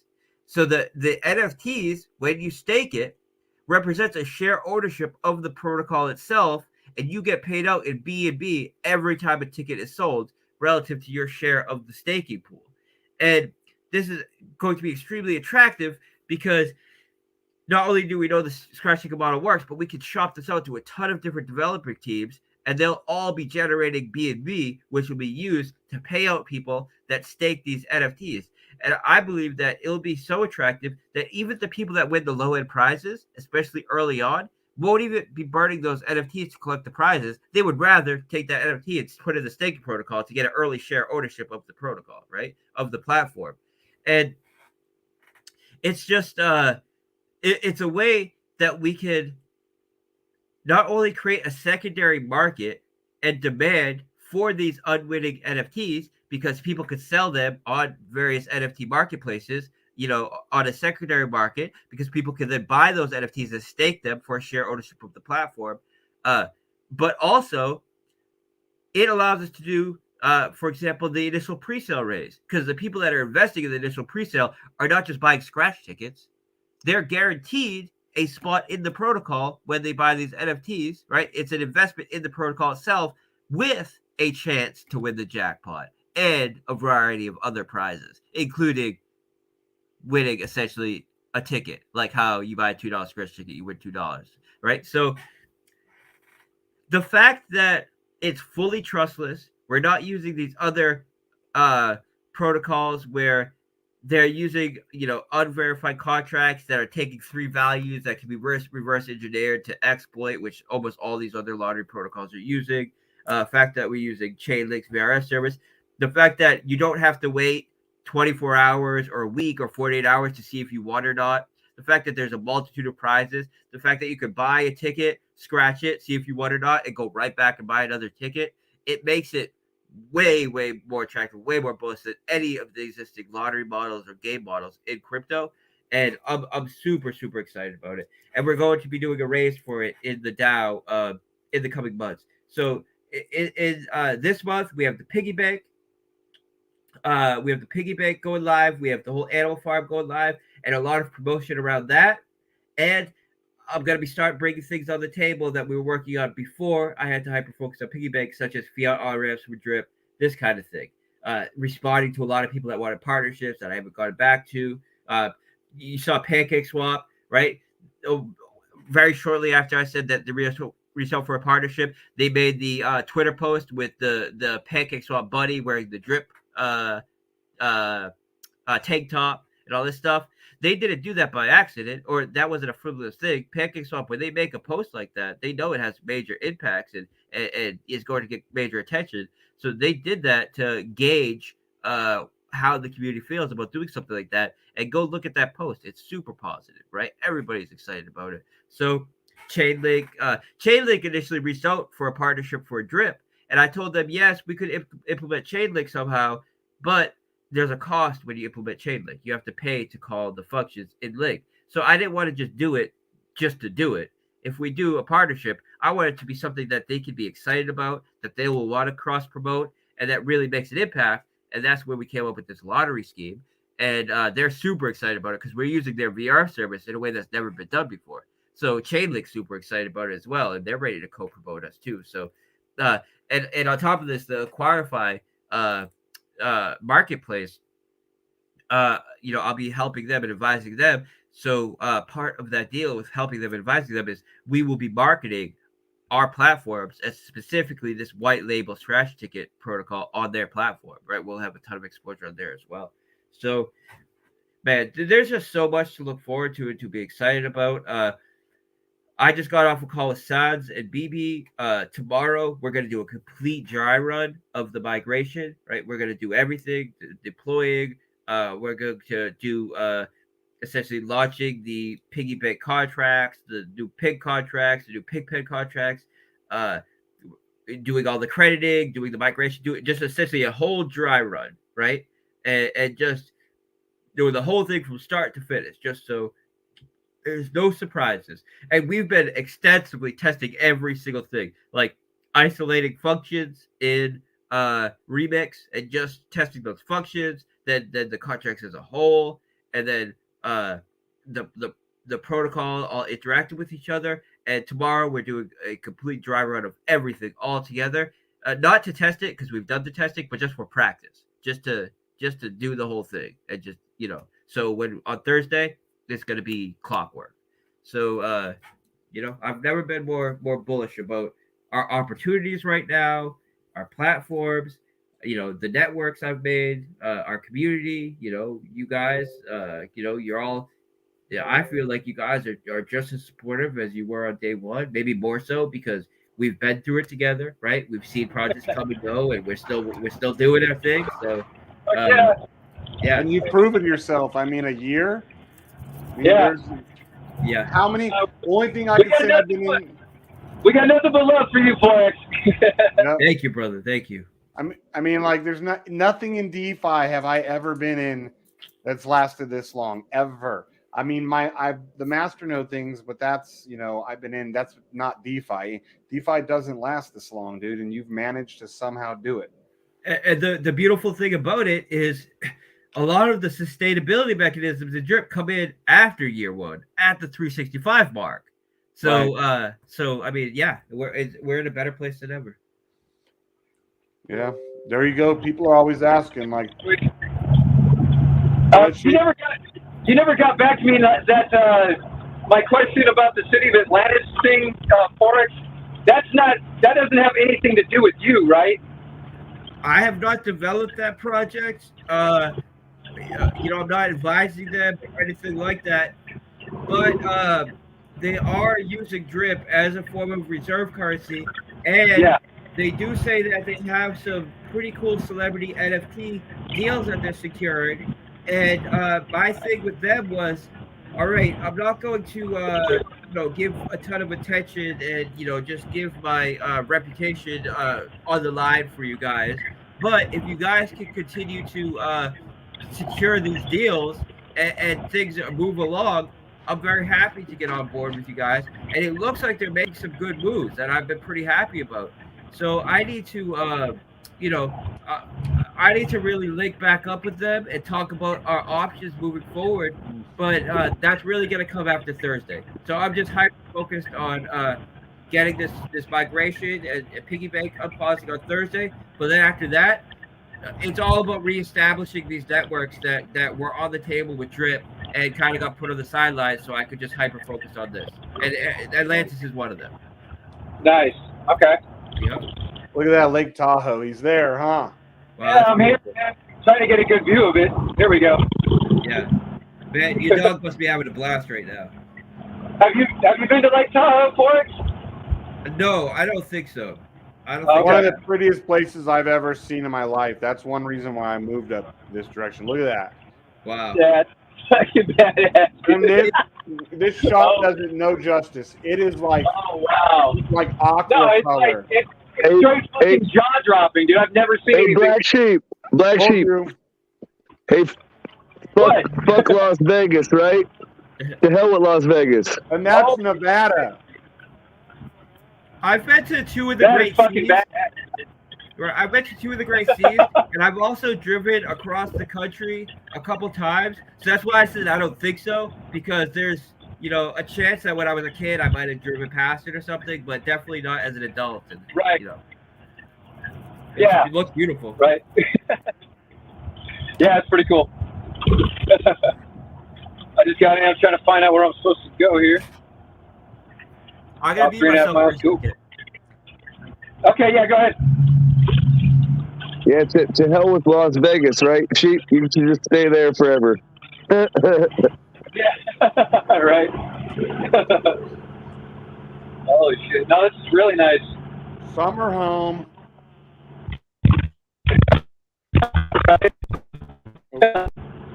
You're breaking up real bad. Dude.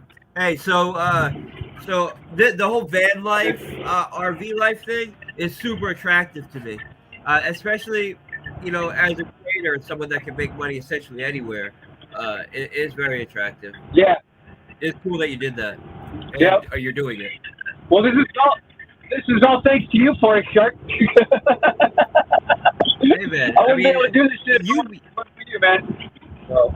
well, you played a major role in it as well. Like, this is definitely a community project. A lot of projects like to say they're a community project after they get wrecked, and the dev doesn't want to like pay marketing or something. They say it's a community project, but Drip truly has been a community project, all the way from the fact that there's no dev fee to the fact that, you know, there's been a handful of team leaders that were in it from day one that really got it off the ground, and it truly is a community project.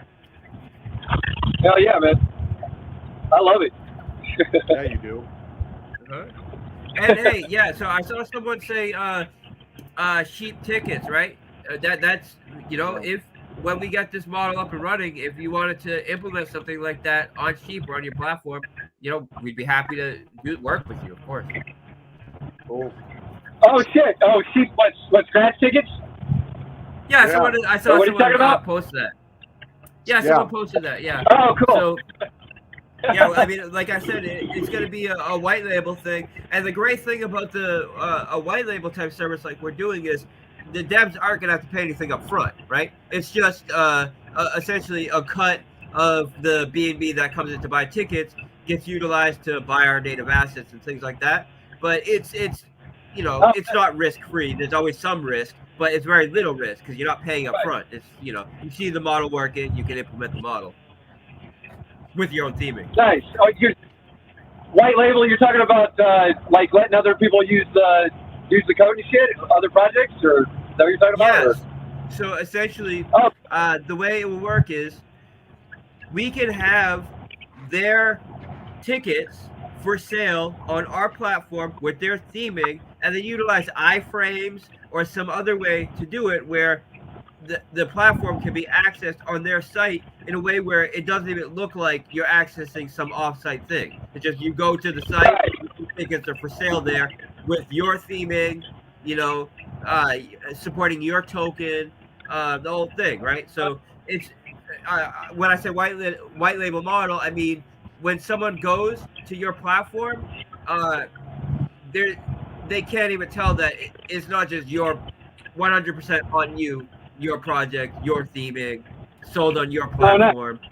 Yeah, and it's just in the contracts in the back end are doing various things that are revenue sharing and supporting our tokens and all that stuff, Right. which is our angle on it, of course.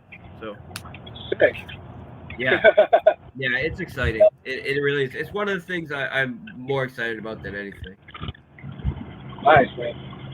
Yeah, that sounds really cool. Yeah, so someone's asking if when the UI is upgraded, will the white paper get upgraded? Yeah, we could do that. So there's definitely some improvement that could be made to the white paper. What I would say about that is I have someone that I pay to do the white paper, and I'm absolutely cool with having them pay for that to get upgraded. But there's also a lot of very creative people in our community, and if someone wants to make a new white paper and really have it be a top end one, I'll pay them for it. Just make it. Come, let me know about it, and if it's really quality, if it's a better white paper than what we currently have, I'll pay you. Nice. All right, words crossed. Get him on it. Yeah. So that's the case with the existing white paper and all of our documentation. The guy that's done all of that, he did it, and he didn't even ask for money. He did it, and then I was like, "Hey, what's your address?" He gave me the address. I hit him with a few $1,000. It's like, he didn't expect it, but I would rather pay someone, even if they want to do it for free. I would rather pay them. That way, the next time they think, "Oh, should I do this or not?" They have that extra motivation. You got to pay for good work, even if they don't expect to be paid. Yep. That's the way to be. Uh-huh.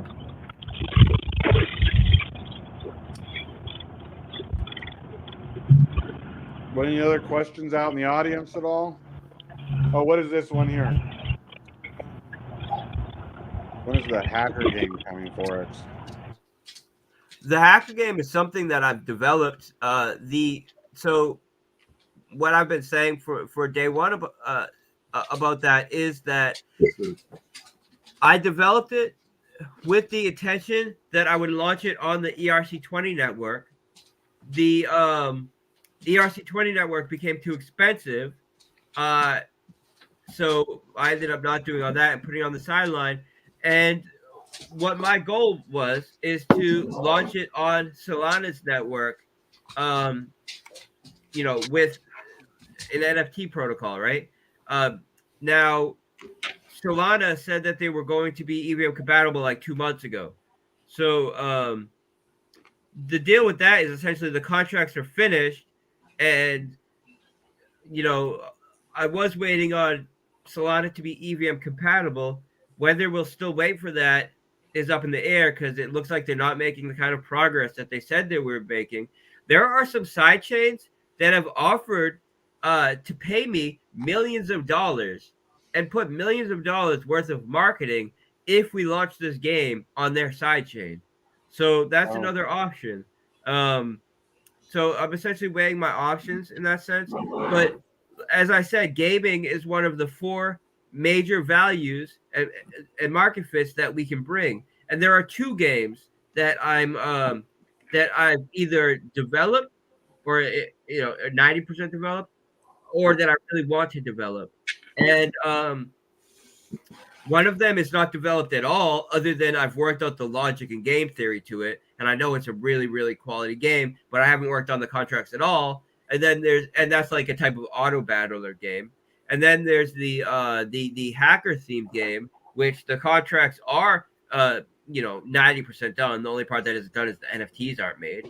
But the plan for that was to launch it on Solana, because when you have NFTs and you do NFTs through some front end game implementation, it's very easy to do cross chain. So the idea was launch it on Solana, have the majority of the transactions happening on Solana, but then have individual in-game assets or items that can only be bought on drip. And since it's calling the NFTs, which are handled on the server to determine how it interacts with the game, it's very, very easy to do cross-chain. So so I would still love to do that. The issue is, when will Solana be EVM compatible, and do we want to wait for Solana, or should we go with some other side chain and maybe even work on a deal to get a couple $1 million worth of marketing for doing that? Because these side chains really want solid developers and they're willing to pay for that, or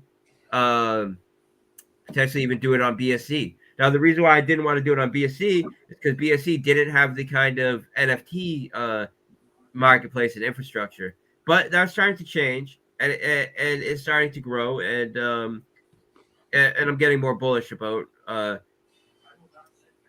kind of getting more bullish about NFTs on BSC. Thing is, NFTs as a whole,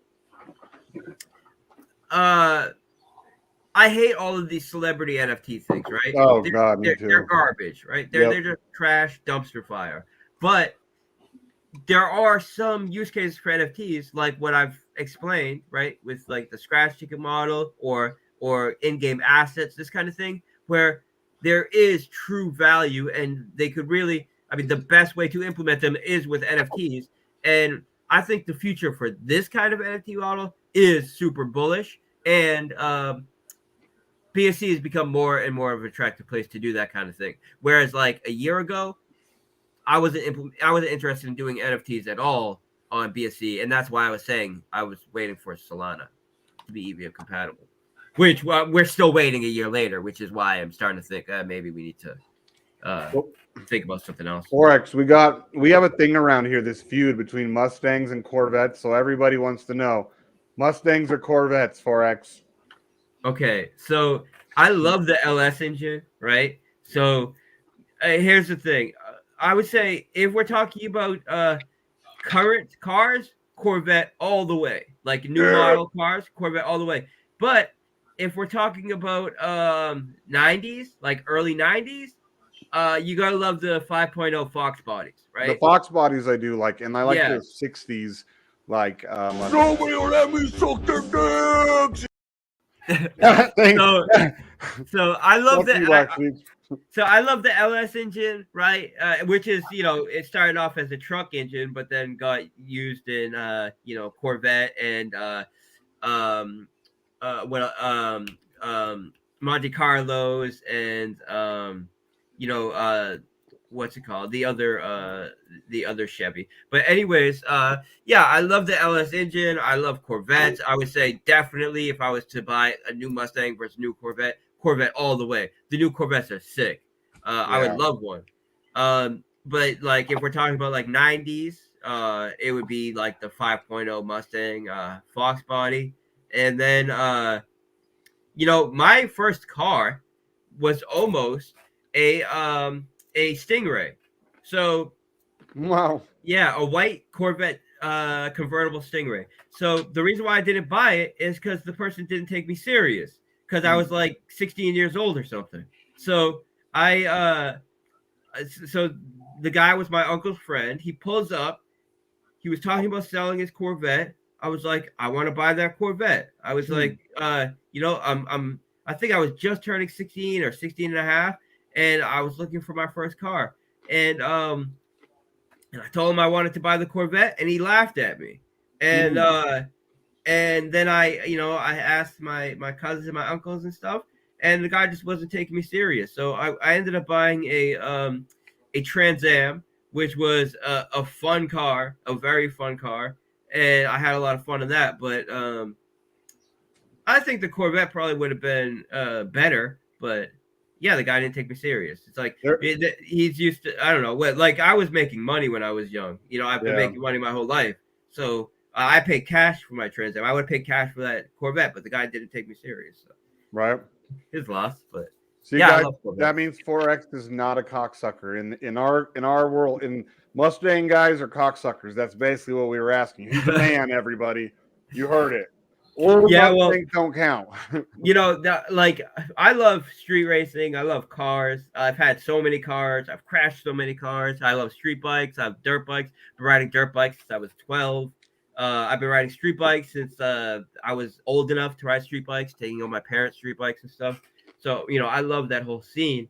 But, you know, like I've been involved in some I've been involved in some street races where they just outlaw Fox bodies because like if you let Fox bodies come into a street race, it's almost always you're going to have like the top, if it's a bracket type of thing, it's going to be Fox bodies every time. Fox bodies. It's always going to be Fox body with Fox body at the end. No, they're just sick. They're tough. They're light. They're you know, they're just great cars for street racing and for drag racing. So I mean, I would get a Fox body for sure. But right now, what I'm looking at for cars, right, is I love GTRs, right? So I would get I've been looking at those. yeah, and I had an Infinity. So I had an Infinity M56, which is kind of like Infinity's it's not as cool as a GTR, but it's like Infinity. Yeah, I know like, which one it is. Yeah. So Infinity is like the Lexus version of a Toyota. So it's like, and then of course Infinity is the nicer version of a Nissan, and then the M56 was like their fastest car, right? So I guess it's kind of like Infinity's version of a GTR, but you can't even compare it to a GTR. But anyways, just having that M56 and loving the M56, it was a great car, makes me really attractive to owning another Nissan because it's essentially a Nissan. Yeah. And the GTR is sick, right? All-wheel drive. You know, it comes twin turbo. Their transmission is just like next level, and you could put a tune or just bolt on bigger turbos and be pushing 800 horsepower. Oh, easy. Yeah. So yeah, easy. So so I love the GTR. I love so I'm kind of standoffish about Lambos, and I've always been standoffish about Lambos because I feel like it's just like the stereotypical crypto millionaire car to buy. Right. But the all-wheel drive Lambo Hurricane or Huracan, however you want to call it, is sick, right? It's just that car, because a lot of times Lambo, you're like, it's a lot of these higher-end cars, you're paying for the name, you're paying for the brand.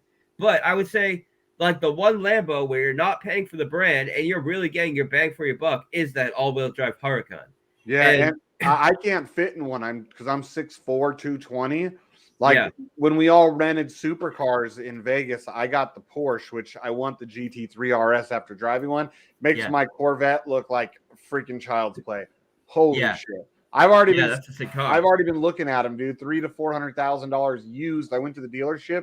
They were like 4-year wait because you've never owned a Porsche. You probably would never actually get one.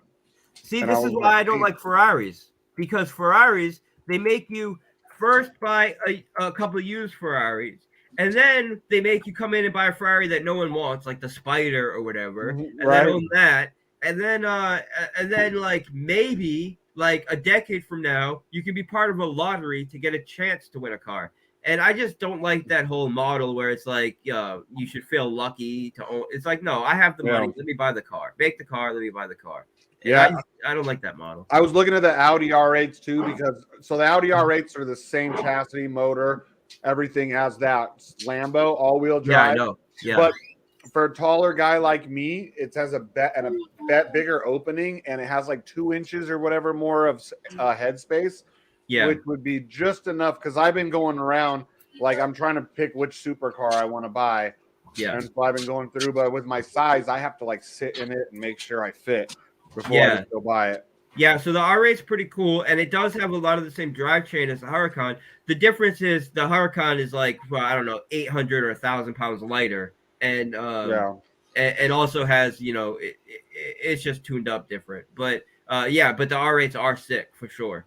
And then Vipers, right? I've always loved Vipers, and the ACR, I think 2017. So, well, I know 2017 is the last year they made the Yeah, those ACR, are which is American Racing Company, and that car to date has at top speed has the most downforce out of any other car in the world, and it's like 2,200 or 2,400 pounds of downforce when you're driving at top speed, which is insane. And that's the reason why 2017 they won the Nuremberg track record, whereas people always looked at Vipers as a kind of a wild card, right? Big engine, can't stay on the road, no traction. yeah, But the 2017 ACR model, because of the aerodynamics and the changes they made, I mean, it's a track monster. It beat the Porsche of that year. So I love the ACR. I love Vipers. Whatever I get, I'm gonna really do it up, soup it up to the next level. yeah. Turbos and the whole thing. So Calvo Motorsports makes Vipers. They make the aftermarket Vipers, like they specialize in Vipers. There's one right now that has a bunch of the top speed and quarter mile records, and it's like something like 3,800 horsepower or something. It's So a crazy. beast. Yeah, But they're different cars, and like yeah, the last generation versus the first generation. First generation was like they were like death traps, dude. yeah. Well, you know what it was? It was the CEO of Dodge, his take on the Shelby Cobra. Yeah, So I heard that. yeah, so he wanted to make his kind of version of the Shelby Cobra, which is like a light muscle car. So it Yeah. has a ton of power, very light, but no traction and no No, handling. not much comfort, not much. Yeah, Yeah. the Oh yeah. original Mhm. one, the original Vipers didn't even have windows. Yeah, I You know. know Yeah. that? Yeah, they just had these like plastic vinyl Yeah, these things. Yeah. goofy things you put on just to keep Yeah. like just as bare as possible. Yeah, it's sick. That's why I've always liked Vipers though, because it's just like absolute power and everything, function over form, and I love that. And I remember when I was trying to find my first car. Like I love cars, so buying my first car was a big deal. So I was online looking at all these different cars, and I remember I saw a Dodge Viper for like $13,000 or something. And of course, this must have been some scam or whatever the case is. But when I saw that when I was like 16, I was like, oh, maybe I can get a Viper, and I've just always wanted a Viper. Yeah. So I would love to get a Viper as well. Those are the three cars, right? The Lambo Huracan, the Viper ACR, or a GTR, right? Yeah. And then I think the Tesla Plaid is like the ultimate daily driver, right? So Yeah. I would Mad get. Dog has one of those. He has the what is it, Model X, I believe, that like SUV one. Yeah. So I think Tesla, you're limited into the amount that you can customize it and all that, which is why I wouldn't want it to be like my supercar, my race car, whatever. But just for like a daily driver, just something that you buy and it does everything you want it to do, like better than any other car. It's the Yeah. Tesla. What about the Koenigseggs? What do you think about those? Those are dope. Oh yeah, they're Expensive. cool, obviously, but they're like whatever, $5 million, Million, $3 $2 million. million, $3 million Yeah. cars. I don't think they're worth the money. I think they're cool, obviously. I mean, they're like a modern marvel in engineering, but they're not worth the money. But they're obviously cool. Yeah. Mm-hmm. Yeah, man. I mean, I kind of stayed away from getting fast cars because I had my street bikes. So when I was like, I had a lifted Jeep, I had a lifted Ford F-250. I've that's kind of where I focused on because I can go as fast as I want on my street bike, and being able to do off-road stuff, and like I love to fish. I love to go out in the state forest, like with my buddies, the power lines, and the dunes and stuff, ride, and then pull up to a lake like that no one else can get to because you got four-wheel drive. Do some fishing, like I love that. So I would also love to get a diesel Toyota Tacoma, like the mid 90s diesel Toyota Tacomas. They're like the most durable truck you could ever have. Like they're just the best trucks ever. Tough as hell they are. Yeah, so I would love to get one of those as well. Like lift it, keep it basically stock, but just a small lift kit, some mud tires, maybe a tune on it or something, exhaust, whatever. But Yeah, Rhino has like late 90s, early 2000s Toyota that he loves, dude. It's not a diesel, it's a gas, but he has a brand new badass Colorado that he bought like one of the really nice ones. He doesn't yeah, barely ever drive that. He's got all these badass, I don't want to say badass, but they're nice old Beamers. yeah, Kind of gay. But he drives that freaking Toyota like all over. He just looks like some homeless bum, but little does everyone know he's a millionaire just driving around because that thing's a beast. yeah. That's fine, man. I never cared like what people think. Well, when I was as far as like how I look, but I had a Porsche 996. You brought up Porsche when I was younger. I bought a Porsche 996, which is was fun. I mean, it was fun as hell to whip around and stuff. It's not like the top of the line Porsche, but I was also in my early 20s, so it was very cool for me. T tops and stuff. So Yeah. I've had so many cars. Like I could probably list, I don't know, more than a dozen cars that I've owned. And if you want to count like street bikes and dirt bikes and stuff, probably 2 dozen. Because I had a supercharged what was it called? A Grand Prix, a supercharged Grand Prix. I've had so many cars, man. Yeah. Love cars. That's my thing, dude. I have a thing for cars and motorcycles. Like we've had conversations, dude. I got 8 motorcycles currently. Wow. Yeah, I got 2. I got 2 motorcycles, a quad, and a dirt bike right now. Yeah. I got a CBR. I got a Honda 600 CBR. I have a Yamaha R1. I have a Grizzly 660, and I have a YZF 450. I have a 450 and a 250. Those are my dirt bike ones. Yeah, of course. My first dirt bike was a Honda, not the 2-stroke, XR 200. Yeah, Honda XR 200 was my first bike that I got when I was like 12 years old. So it was too big for me, but I grew into it. It's a big bike for a kid. Yeah, but kids grow up fast and you get used to it fast. I'm happy that they got me something a little overpowered than underpowered for sure. That's what I told my buddy when he was buying something for his kid. I was like, just go overpowered. He'll grow into it. Right. As my first street bike was a R1, and well, if you don't count me riding my parents' street bikes and all that stuff, but yeah, I got an R1 within like a couple months. I had already adjusted the sprockets, right? Down 1 in the front, up 2 in the back, or vice versa, and to create more low end torque, but kind of lower the top speed a bit. So it was just a wheelie machine. Like it dropped down the top end from like, I don't know, 195 to 180 or something. But who drives over 180? Like on a regular basis. But I used to. Yeah, I have. I've been that fast, but it's something that you do maybe a couple times in your life. It's unless you're like going to. Unless you're an idiot like I was. Yeah, or you're specifically going to a track to race it for that reason. But my point is, if you're going to make a trade-off, you're way better off taking 15 miles an hour off your top end to get way more low end torque, which is what I did with my bike. So it's just a wheelie machine, faster acceleration than any other R1, around. Yeah, way faster. Just 1 down in the front and 2 up in the back gives you a lot more acceleration. Yeah, and that's how I have my 600 set up, because I bought my 600 specifically for parking lot stunts, right? Like slow speed stunts. Yeah. And which I don't do too much anymore because I broke my leg and my knee really bad in a car accident. And the thing, I don't know why I said a car accident. In a street bike in a ski accident. It's because I'm talking about cars and street bikes. Yeah. But in a ski accident, I broke my leg and my knee really bad in a ski accident. And the thing with low speed stunts is you're gonna have a lot of crashes and a lot of tipping over and stuff like all the time on a daily basis.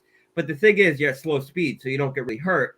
But when I already have a very much compromised leg, I'm just worried about coming down on it the wrong way. Yeah. You know, Oh yeah, messing up my crush butt. it with one of the cages or something, or like you're. Yeah. So I'm not too much into that. So my 600 just kind of sits now, but no, I still love riding. Yeah, I was Riding always more into like freedom.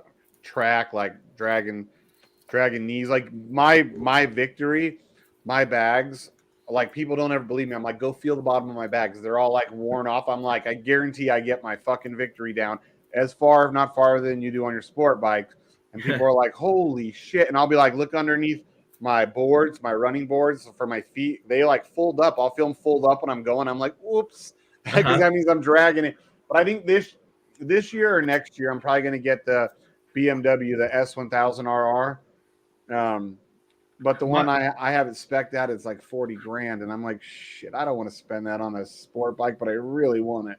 My father had a 1300 BMW sports bike, and I think it might have been called BMW 1300 RR. I'm not 100 sure. I'm not like super hip on BMW bikes, but I know he Yeah. had the 1300 BMW race bike like a decade ago or whatever. Yeah. I think I know what you're talking about. It was like yellow and black with checkered like race flag I've seen it. decal on it. Yeah, sick bike. Yep.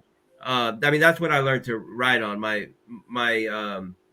you know, my mom had a Honda Warrior or something, like a small 400 but street bike, and then she got a Katana, right? A 600 Katana, which used to be kind of popular back in the day, like kind of underpowered street bike, but underpowered sports bike.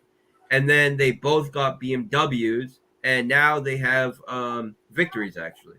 But yeah, I mean, I haven't gone to a track once. Like I've never been to a track, but all I used to do is ride. So all day, every day, all summer, during the winter, if it was a warm day, with a group of like 6 dudes or a dozen dudes, depending on the time, and we're you know touching knees on back roads all day, and then going to parking lots, doing stunts and stuff.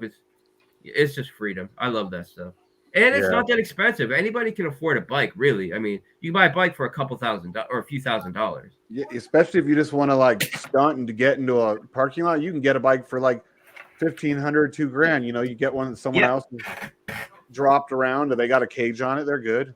Yeah, my 600 was that I paid. I think I paid like 1,800, and the dude threw in the leather jacket with it that matched the bike. Because at the time I just wanted something that I could just practice slow shoot stunts and just beat the hell out of it without feeling bad that I just beat the hell out of it. So yeah, man. Yeah, see, that's one of my goals is I want to buy 40 acres in the area kind of where I live, but I'm probably gonna have to settle for like 10. But I want to make like a whole like 3 acres set aside for a dirt bike track on my own property. Like I want to pay an engineer to come out and build me like a badass one, then I can just maintain it from then on. And I want to have a couple acres to make just a small little like road track on my own property. Then I won't ever have to leave my house. People want to hang out, come on over, let's ride. What do you want to ride, street or dirt? Yeah, I know some guys. I don't know them personally, but I know some guys that have a drag strip on their property. Like you got to take a dirt road out way back in their woods, and they got a drag strip. Nice. Yeah, that's super fun. I know some people that have land as well that they're kind of like I wouldn't call them preppers, but they're just really prepared people. Like you don't have to call them preppers, I guess, but they have their whole house and their RV set up on solar. Not like the whole thing can run on solar all the time, but if something were to happen, they can get by with what they need to do on solar. Like they're set up. Yeah.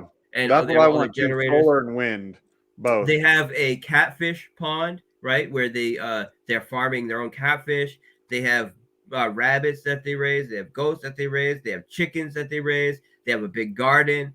And the reason why I got reminded of this is because this guy had a lot of land. He had something like, I don't know, maybe 50 acres or something like that. And he moved to a spot that was more like 5-10 acres. And it's because he wanted to have a piece of property that he could essentially fully secure and utilize like every bit of the property. Yeah.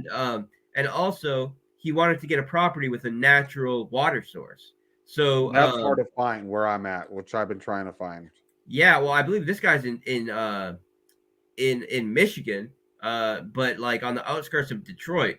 But like if you look, you can find some cool stuff. But anyways, yeah, this guy, he's kind of inspiring to me because I would love to you know, I would want to live in a spot where it's warm year round, but it's not some terrible state where it's super, taxes are crazy high and like bad gun laws and all this stuff. Like, it seems like a lot of the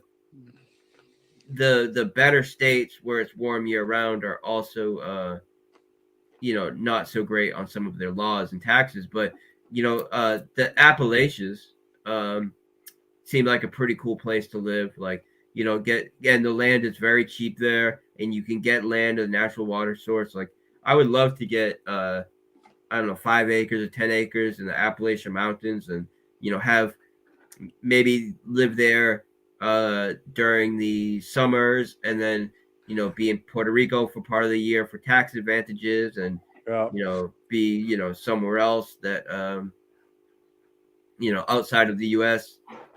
for regulatory reasons. Which I have family in the U.S. and I grew up in the U.S., but I spend most of my time out of the U.S. and I have residence outside of the U.S. So, that's something that was important to me, but I would still love to have, a piece of land like in the Appalachians or something like that I could just have a type of, I don't know what you would call it, like a bunker type of situation. Yeah, that's what I want to do too. I want to do here in Nevada, and then I want to buy Texas, Tennessee, and Florida, where I'm never more than like a far drive between each place.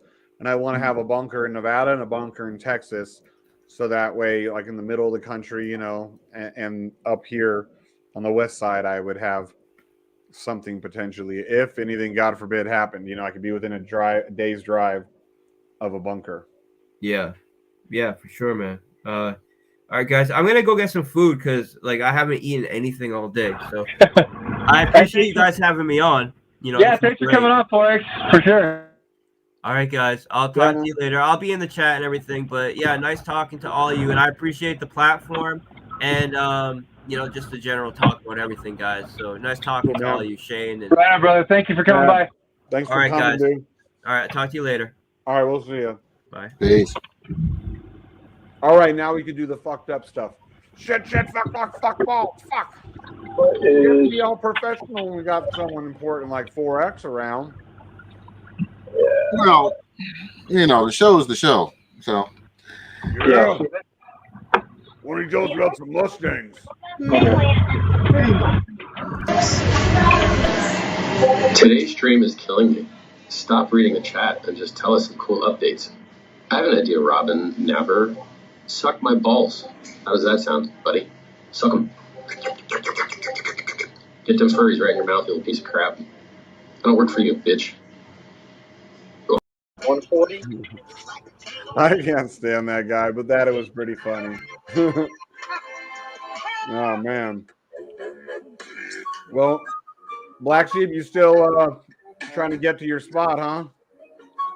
Trying. Yeah. What are you doing over there, Morpheus? What the hell are you listening to? what? What are you listening to? Oh, Like you're yeah. listening to some 142, 151. All right, what direction is this road? Freaking weirdo. Yo.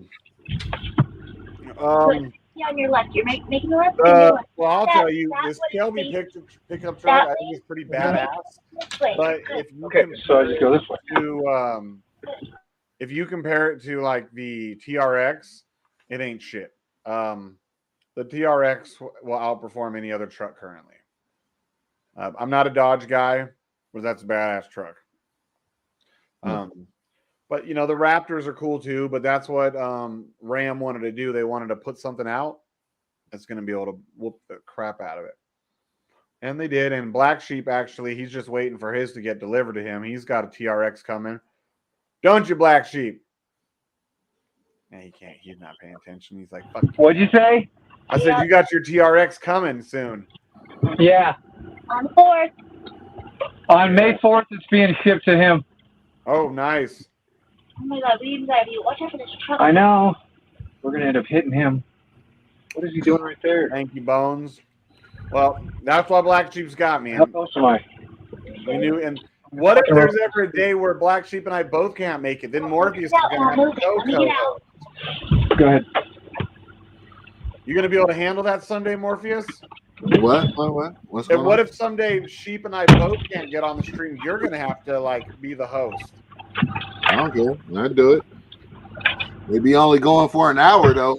Not an hour and 1 minute, not an hour and 2. An hour flat. Watch him. If it's gonna be just me, now I gotta worry about who's coming on. Yeah, you just be kicking every time PCM shows up. You just boot him, boot his ass, boot his ass. Nah, I'd probably let him in for a couple minutes, and then then what? Ask him about food stamps and stuff. Food stamps and stuff. Ask him if he's given out his private keys anytime lately. Yeah, shit like that. Yeah. Hey, I got a question for you. What do all the girls say to guys with big dicks? I don't know. Yeah, I knew you wouldn't know. Oh, fuck yeah. Yeah. I'm gonna get off here. I gotta get this thing unloaded and shit. So. All right, thanks for watching, everybody. Don't forget to fuck the like button. Thank you for coming. Yep, do the likes, all that shit, and I will see you tomorrow. Huge nut.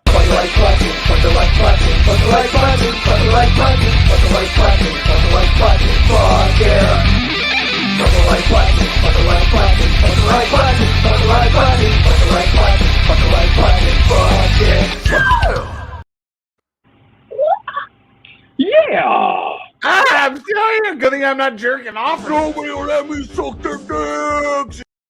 Suck my dick! Nobody let me suck their dicks!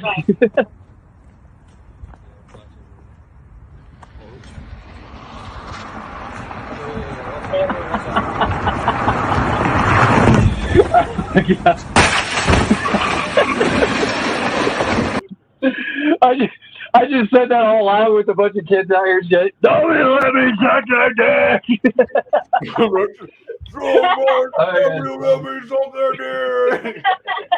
People, you got to know the whole context of how that came up, though. Okay, I'm not just running around pretending like I'm shooting people. No one let me suck their dicks. That's what Mustang drivers do. I drive Corvette.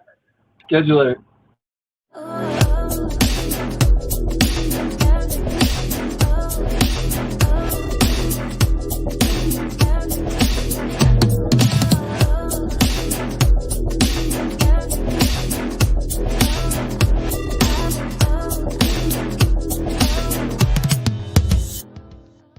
After the jack. Win, Lambo, yellow, Lambo, win, Lambo, yellow, Lambo, win, Lambo, yellow, Lambo, win, Lambo, yellow, Lambo, win, Lambo, yellow, Lambo, win, Lambo, yellow, Lambo, win, Lambo, yellow, Lambo, shooting to the moon, And go. I wanna palm, palm, palm. You wanna palm, palm, palm. She wanna palm, palm, palm. You wanna palm, palm. I wanna palm, palm, palm. You wanna palm, palm, palm. She wanna palm, palm, palm. You wanna palm, palm. Let's go, guys. Palm, palm, palm. You wanna palm, palm, palm. She wanna palm, palm, palm. You wanna palm, palm, palm. You wanna palm, palm, palm. She wanna palm, palm. Lambo, yellow, Lambo, win, Lambo, yellow, Lambo. I wanna palm, palm, palm. You wanna palm, palm, palm. She wanna palm, palm, palm. We wanna palm, palm. Let's go, guys. Palm, palm, palm. You wanna palm, palm, palm. She wanna palm, palm, palm. We wanna palm, palm, palm. Yep. All right, peace.